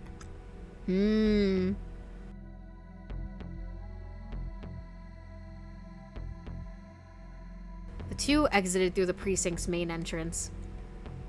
Up ahead, rows of buildings stood tall against a backdrop of bright blue sky. Tateno let out a quiet sigh. To think that so many terrible things are happening out there on such a beautiful day. Hi, Hydro! Solve one case and another's waiting, he went on, as always. What is it about people that drives them to do such horrible things? A girl abducted out of pure greed. Pure greed. When I think of how her parents must feel, I almost can't bear it.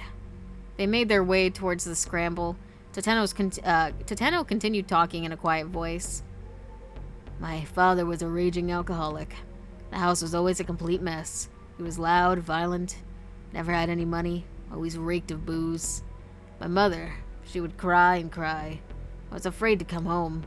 Every day I stayed out playing as late as I could possibly manage. Kano could hear the pain in Toteno's voice. That life took too much of a toll on my mother. She died when I was still in grade school. And my father, he just got worse. I was there with him at the end, after he'd wasted away to almost nothing. Not the sort of childhood I'd ever wish on anybody. It sounds like you... Oh, sorry, I don't know why I was doing a girl voice. It sounds like you really went through a lot. Kano hated himself for uttering such an empty platitude, but he had no idea what else to say. Kano, as old as I am, I still don't really know what it is to be happy. I think that's probably because I've never known what it's like to have a happy family. Is this the Shibuya Scrambling? It sure is. It sure is. Toteno sounded so forlorn.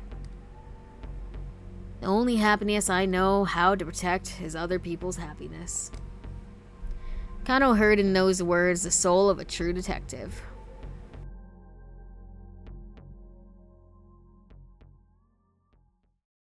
I just hope you're ready. Stanley! Kano did his best to keep his voice as calm and level as he could, lifting his clenched fist. Because if I find proof that Toteno is innocent, I'm planting this right into your jaw.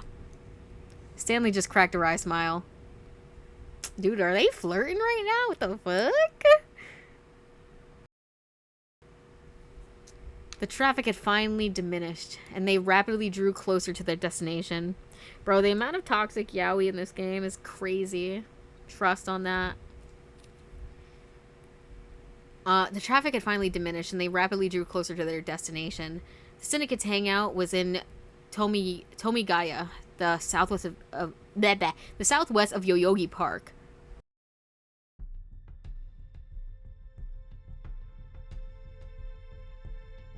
The ratty building looked like it might come crashing down at any minute. The Black Lodge sign out front looked deliberately ominous. Kano knew the place as a bar frequented by expats from various countries, as well as a hotbed of criminal activity. This is sorry, I was putting on chapstick. This is a place that we'd visit in Yakuza looking for somebody shady. Alright. I'll take point, Stanley said. You back me up. He pulled a handgun from his suit pocket. It was a compact Glock. We already know about Glocks in the FBI and the CIA, because I think we did this, we got the real bad ending where we all died when we came here, because there was no traffic, we had to cause traffic. A motto frequently used by the FBI or CIA. Kano drew his own gun, and the two cautiously made their way inside. At the end of the hallway was a wooden door. Stanley signaled with his eyes. Kano gave a tiny nod, and Stanley kicked the door in. The stench of blood hit them as soon as they stepped inside. Kano let out a startled gasp. There were nearly a dozen bodies sprawled out across the floor. He recognized them all. They were the men who'd participated in their repeated attaché case handoffs. Each appeared to have been stabbed to death. Stanley took a closer look. The blood's not fully dried. These guys weren't killed that long ago. Kano quickly scanned the bar high and low, but there was no sign of the killer in hiding. There was no trace of Maria either. One of the fallen men let out a faint, strained groan. "Hey," Kano called out. "Stay with us." He hunched down beside the wounded man. A brief gurgle rose from the man's throat. He was clearly struggling to say something, but his voice was too garbled and indistinct for Kano to make out any coherent words. Kanan. No way! That girl's a killer? What was that? But there was no more. The dying man went limp and still. It's he.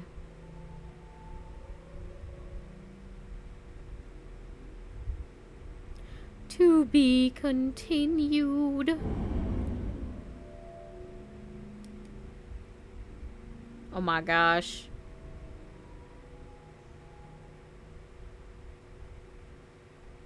That's that time block done, I think.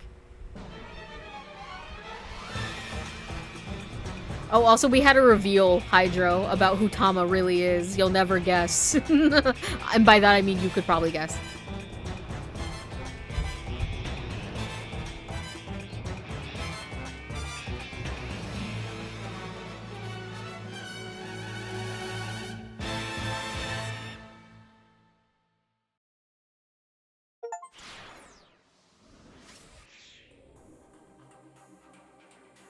Guess who?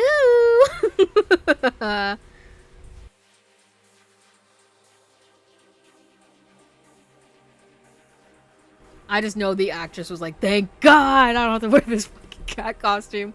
You think she ever feared that she would actually get stuck in there? Because I would.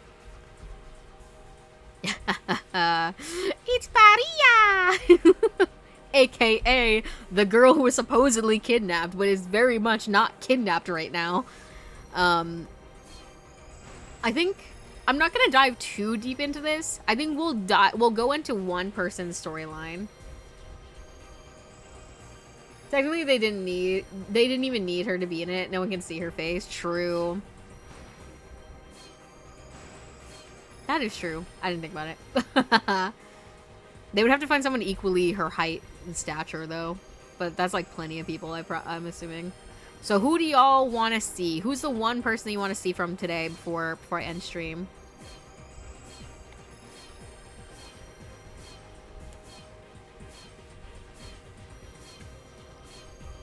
Maybe Achi? Okay. Achi's kind of my goat, I can't even lie. You must be Hitomi. The girl called Kanan spoke fairly fluent in Japanese. Hitomi nodded in response. Yes, that's me, and you're Kanan, right? How do you know her? How did you know my name? Did Maria tell you? Yes. She told me about this amazing girl from overseas she made friends with. A thin smile crossed Kanan's lips at the word amazing. Then her look grew sad. Poor Maria. It's my fault that she was abducted. What? Achi and Hitomi gasped in unison. That's why I have to rescue her, Kanan added. Hold on a second, Hitomi said. What do you mean it's your fault?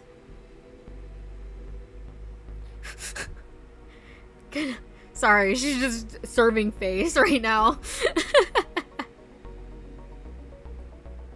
Kanan replied by jerking her chin in the direction of the main road. Better head that way, she said softly. Someone's coming. But Hitomi didn't back down. Please tell me why my sister was kidnapped. Okay, girl, we gotta run. Several sets of footsteps echoed down the alley. They could see figures approaching by now. The looks of them, accomplices of the man Kanan had taken down earlier. You two get out of here, she warned. I'll handle this. She stepped out in front of Achi and Hitomi, moving with such confidence that they didn't doubt she could handle the threat. Come to the Gigo building at 3 o'clock, she added quietly, never taking her eyes off the advancing syndicate members. Huh? Huh? Hitomi squeaked. I'll explain everything then. The criminals broke into a run. Come on, Hitomi, let's go, Achi hissed. He took her by the hand and bolted from the alleyway. It's so weird to see Achi with his vest. I was like, put that shit back on.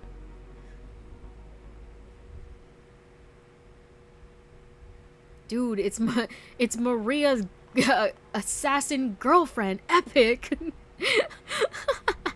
The two didn't slow their pace until they'd put plenty of distance between themselves and the alleyway. Kanan said this was her fault. What could she have meant by that? The hard one hadn't made Hitomi forget the other girl's startling suggestion. Well, she said she'll meet up with us again later, Itachi. Achi said we can ask her more about it then. In the meantime. An ache in his belly had made Achi realize he'd been running all day and hadn't eaten since morning.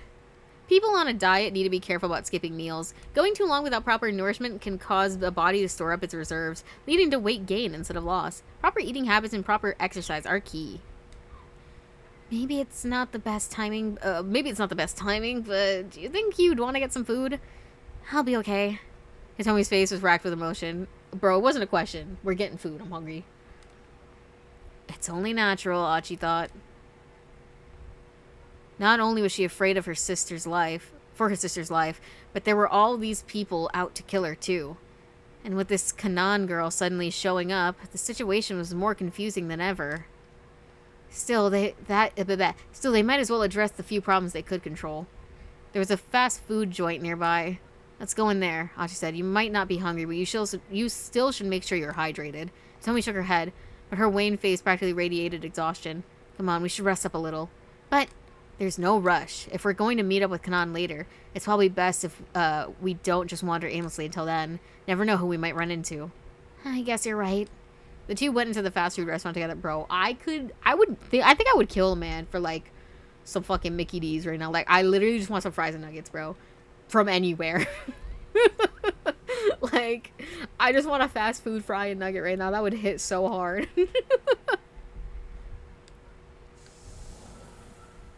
Oh my god, we're in Sweden! It's so epic! I don't know what this place is. Welcome, said the girl at the register with a bright smile. May I take your order?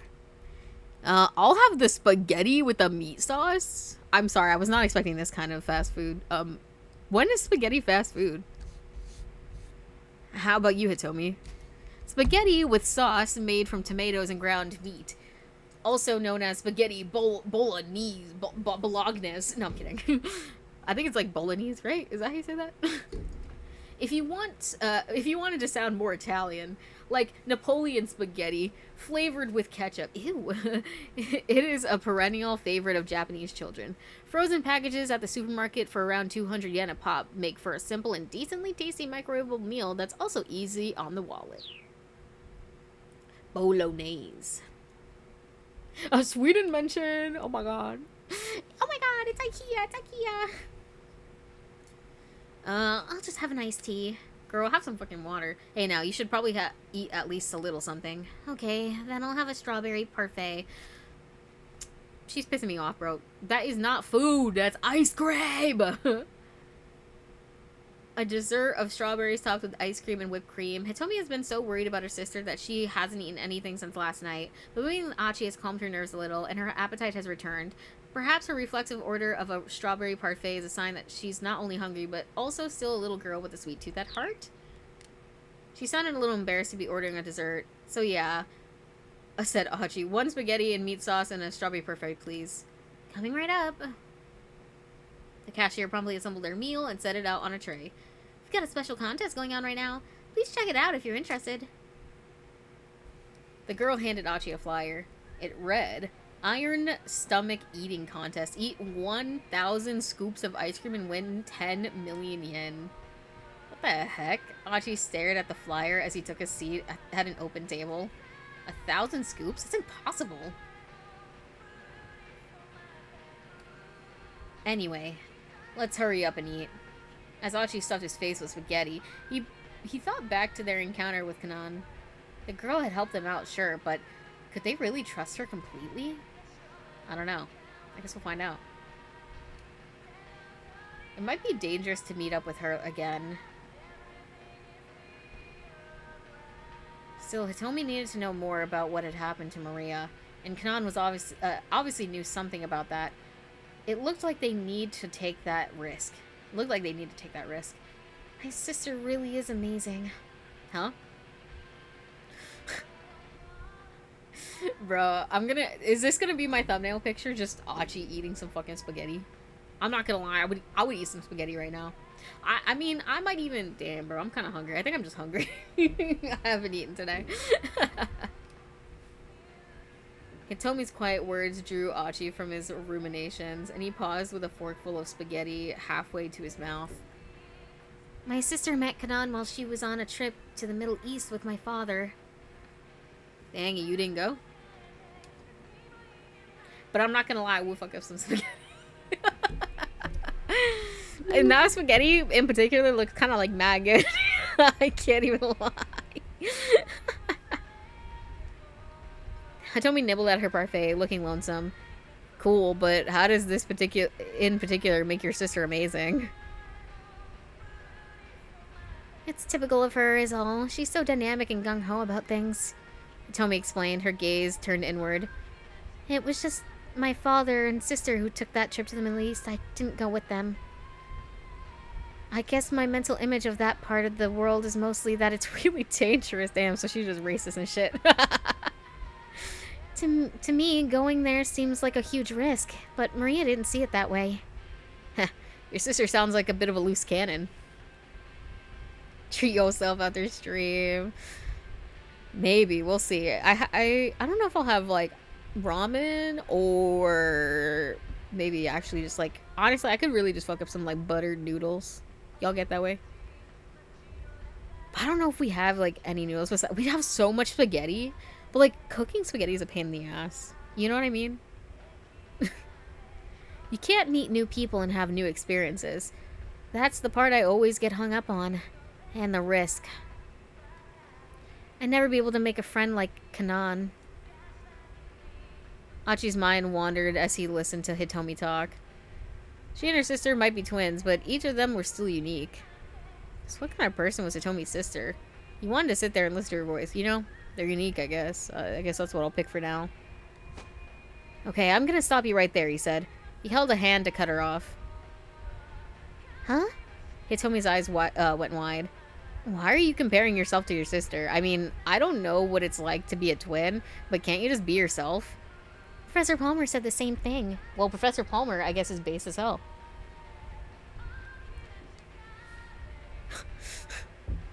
Loki, why he mogging a little?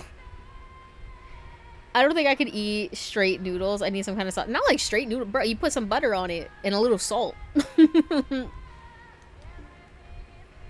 That's all I need. The flavor is the salt. And the butter. Achi didn't recognize the name. Oh, sorry. Leland Palmer. He's my university English professor. Oh, okay. You're university age. I thought you guys were high schoolers, low-key. He has given me advice on a whole bunch of things. He's like, why are you comparing yourself to your sister? Moggs. That sounded rather intimate. All sorts of worrying images shot through Achi's mind. So, how old is this teacher of yours? Huh? I'm around 40 or so, I guess. Great, Achi thought to himself. Another middle-aged guy. His mind filled with another sequence of slightly more upsetting images.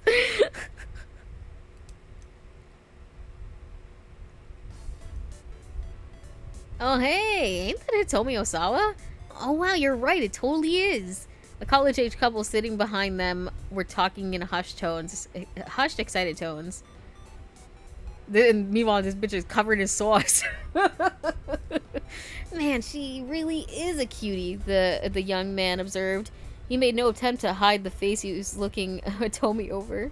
Hide the fact that he was looking Hitomi over.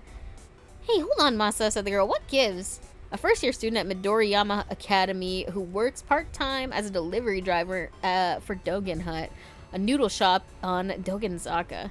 He's taken the day off today in order to attempt a dry run of the Iron Stomach eating competition, hoping to strike it rich while his girlfriend looks on. But now he's eaten 2 parfaits, his stomach isn't feeling well, and he's just gotten back from his 5th trip to the toilet. Well, I mean, she is Miss Midoriyama, right? Miss Midoriyama? Achi turned to the couple. Hey, did you say Mr. Listen, I'm just listening. Achi said nothing, but kept his ears turned towards the couple's conversation. You sure that's her? Yeah, it totally is. No, it isn't. Isn't that Maria Osawa? Oh, maybe? Either way, she's super cute. Hey now, Masa, what gives? A first-year student at Midoriyama Academy who works part-time for Dogen Hut, a noodle shop at on Dogensaka. He's just back from suffering in the restroom, his stomach rather upset from eating too much parfait. While doing his business there, he happened to spot a magazine on the wall rack. Flipping through nonchalantly, he came across a potential 100,000 yen scratch card inside. Seeing that it hadn't been scratched off, he considered trying for the prize, but then, deciding it was no time to press his luck, left the bathroom without scratching it. Hachi turned back to Hitomi. Is that true? He asked, peering intently at her face. Well, yeah. She nodded with an awkward smile. Well, I mean, you are really cute and all. Hachi said. Miss Midoriyama. Well, I'll be. He nodded to himself as he took it all in. It was Professor Palmer who convinced me to enter that beauty contest actually, bro. Get away from these men! This is pissing me off right now. I'm Achi. I think I'm just Achi, bro. I can't do this. I'm crashing out. The Miss Midoriyama contest at Midoriyama Academy is considered one of the top student beauty pageants in Japan.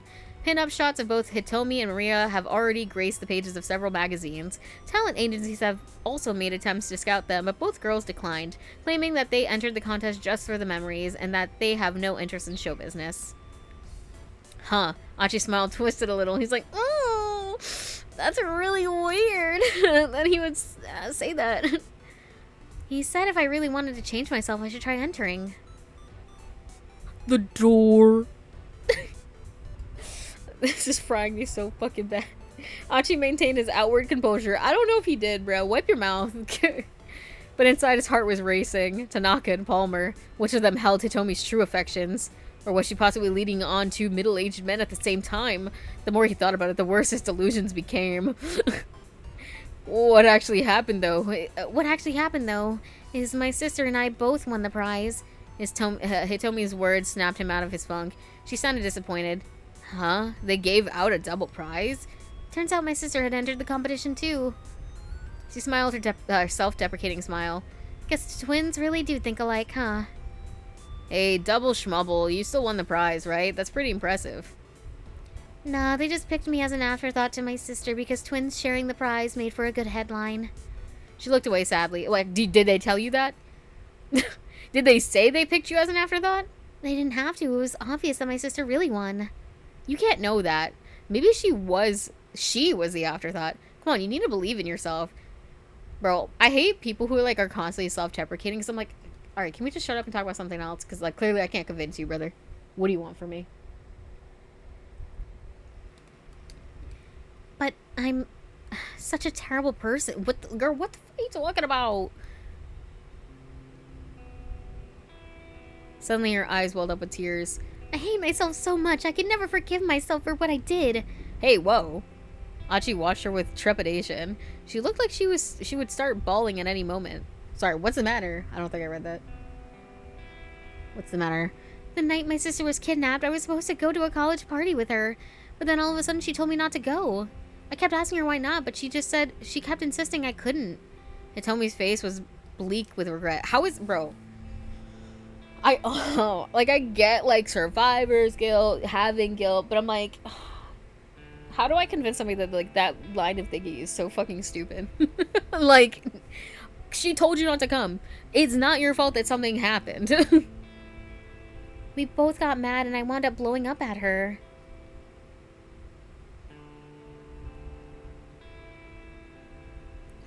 Okay, I get it. I don't need to go to the party. Fine. I'll just be your little tag-along anyway.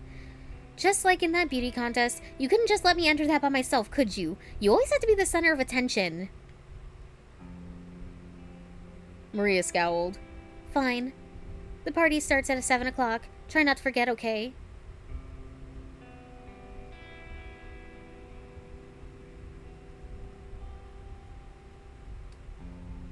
I was kicking myself as soon as I told her off. My sister isn't the sort of person to tell me what to do or not to do. She must have had a reason for not wanting me to go.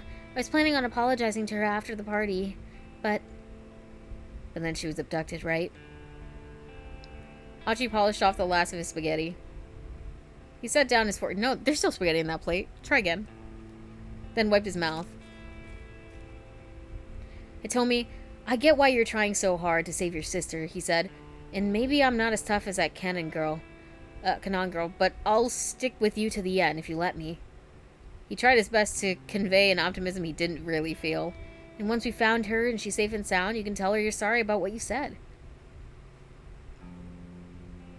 At long last, Hitomi cracked a smile.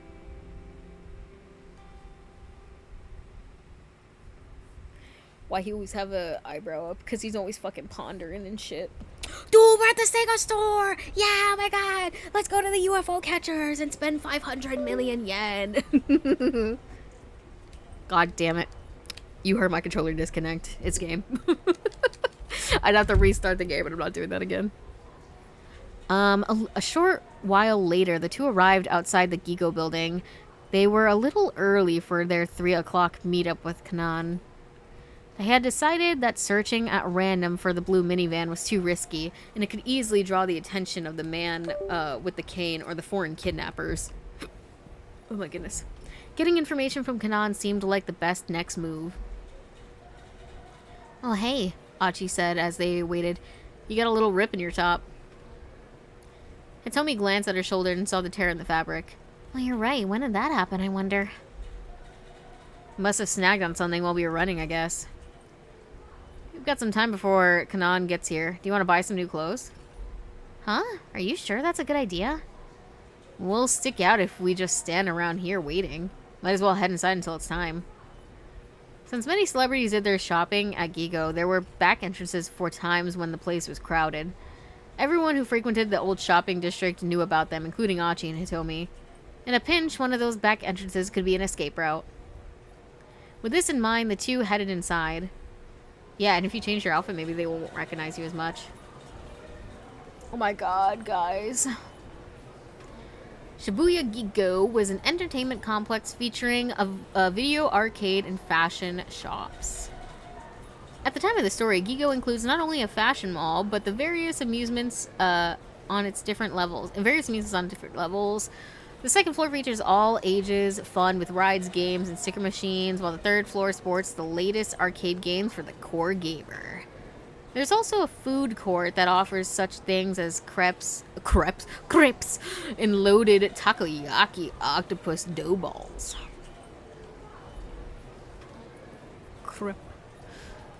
The ground floor and the two basement levels of the building were designed as amusement areas, outfitted with skee ball, claw cranes, fighting games, and the like. The second floor held a mix of photo booths and ladies' wear shops. On the third floor were specialty fashion boutiques, and on the fourth were restaurants. Achi and Hitomi took the escalator to the second floor. Hitomi started heading for the shops, but Achi stopped her. Hey, wait up. What's the matter? A dude hanging around a woman's store is gonna stand out. I'll wait for you there. There seemed to be nobody but female customers around. If the man with the cane or the kidnappers appeared, Achi figured he would spot them right away. It should be safe for Hitomi to shop on her own for a while. Alright, Hitomi said. I'll try to make this quick. She begins to head out onto the sales floor. No fucking way. Who is this guy? Not who is this guy, like who is he, but like who does this guy think he is? Phew! A seedy looking man poked out from beneath the door of a photo booth right at Hitomi's feet. That was a close one, wasn't it, Tama? He said to her. I thought I was dead meat for sure. His tone was oddly cheerful considering what he was saying. Who is this guy? Achi asked. You know him? No, I don't. The sketchy fellow gave her an ingratiating look. Come on, Tama, don't be like that. Hitomi took an anxious step back. Hey man, knock it off. Achi dragged the guy to his feet. Okay, no need to get all testy. Who is this guy, Tama? You your boyfriend? Boyfriend? That might be one good way to get rid of him. Yeah, that's right. So how about you get lost? Is what he's about to say, but Hitomi spoke up first. No, he's not. What, so you're not her boyfriend? The guy flashed a broad grin. Hey, listen, you creep. Who the hell are you? Oh, me? The man's face suddenly blanched. Oh, crap. Tama, hold on to this for a bit, will ya? The weirdo shoved a worn-out magazine into Hitomi's hands, then bolted off into a panic.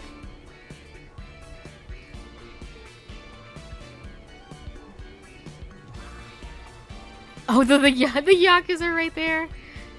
What the heck was that all about? Yeah, I wonder why he ran off like that. Achi and Hitomi stared at one another.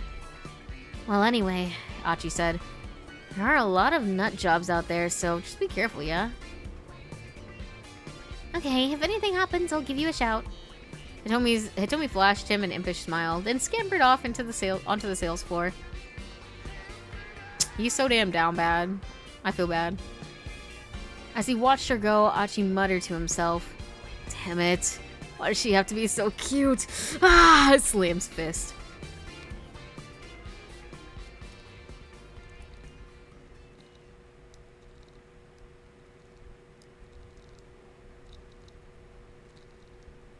"5 minutes or more passed as Achi waited for Hitomi. Stood by the escalator almost as if he was keeping guard. Female shoppers began to give him icy stares for being somewhere he probably shouldn't. Bro, I'm allowed to be wherever the fuck I want. You don't own the floor just because it sells women's clothes. This sucks. Come on, Hitomi, hurry up and get back here. The longer he waited, the more uncomfortable he felt. I mean, the arcade is right over there, so it's like, I could be chilling at the arcade. How long was she going to take? Then he happened to turn around to see Hitomi riding the escalator up. It looked like she had indeed bought some new clothes. Hey, Hitomi! She didn't even seem to hear him. Oh, dude, it's Maria! He decided to shout a bit louder. He decided to go after her.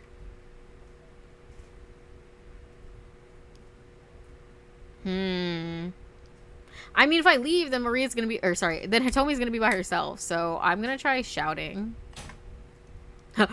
He decided to shout a bit louder. Hey, come on, wait up!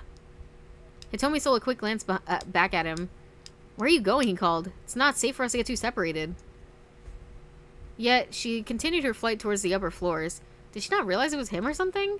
Achi hurried in pursuit. He knows that she has a twin, bro! And if she's not paying attention to him, clearly it ain't her. Achi followed her, but by the time he reached the top, she was out of sight. This was the restaurant floor, so it was more open than the other levels. A floor designated solely for eateries. Typically, this is the topmost floor of a mall like Gigo. Those who head up here during morning hours will likely find the place deserted. Gigo's restaurant floor features a variety of different cuisines, including Chinese, Italian, creative Japanese food, sushi, tempura, and other delicacies from around the world.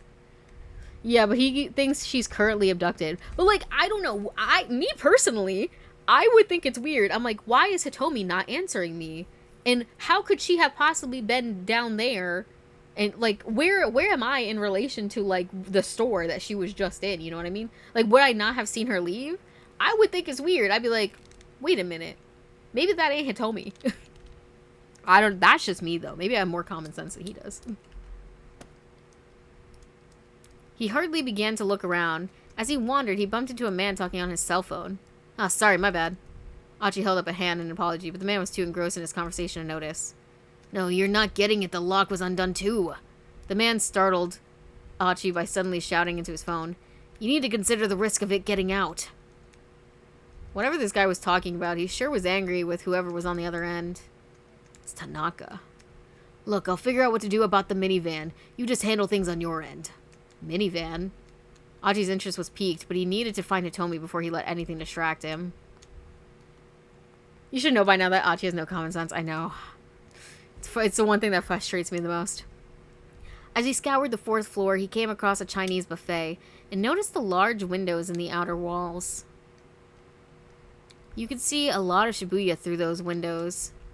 Maybe Hitomi had decided to look for the minivan from up here? One of the restaurant employees came rushing up as Achi headed inside. Sir, I'm sorry, she said.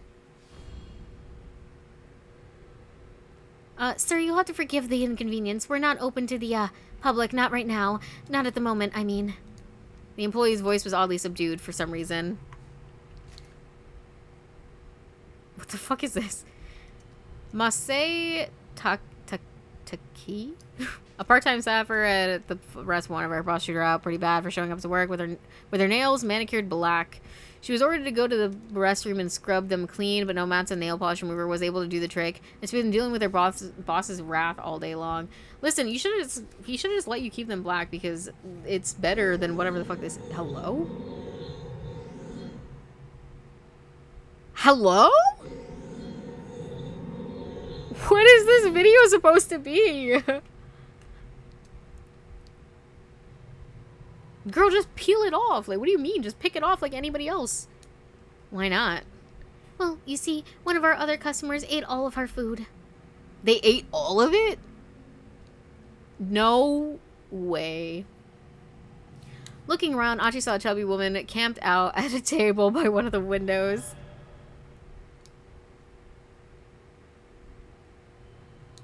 Set out before her was a veritable mountain of plates. What I'm trying to say, sir, is that we're, closed for the rest of the day. Oh, but I'm with her, actually, Achi lied. Without waiting for a reply, he barged into the restaurant. He took a quick look around, but there was no sign of Hitomi. Before leaving, though, he figured he'd at least take a look out the windows. The huge glass panes looked out onto the Dogenzaka. He had a decent view of the roads, but he didn't spot a blue minivan. Achi dropped his gaze to the sidewalk outside of the building. Oh. He let out a tiny gasp. Even from 4 stories up, there was no mistaking what he saw. A group of black-clad foreign men had gathered outside the building. Had they figured out that he and Hitomi were inside? He needed to find her and fast.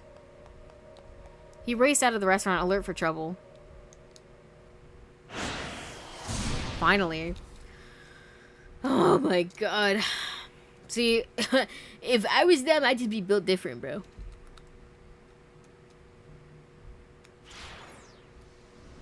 Get me out of here, brother.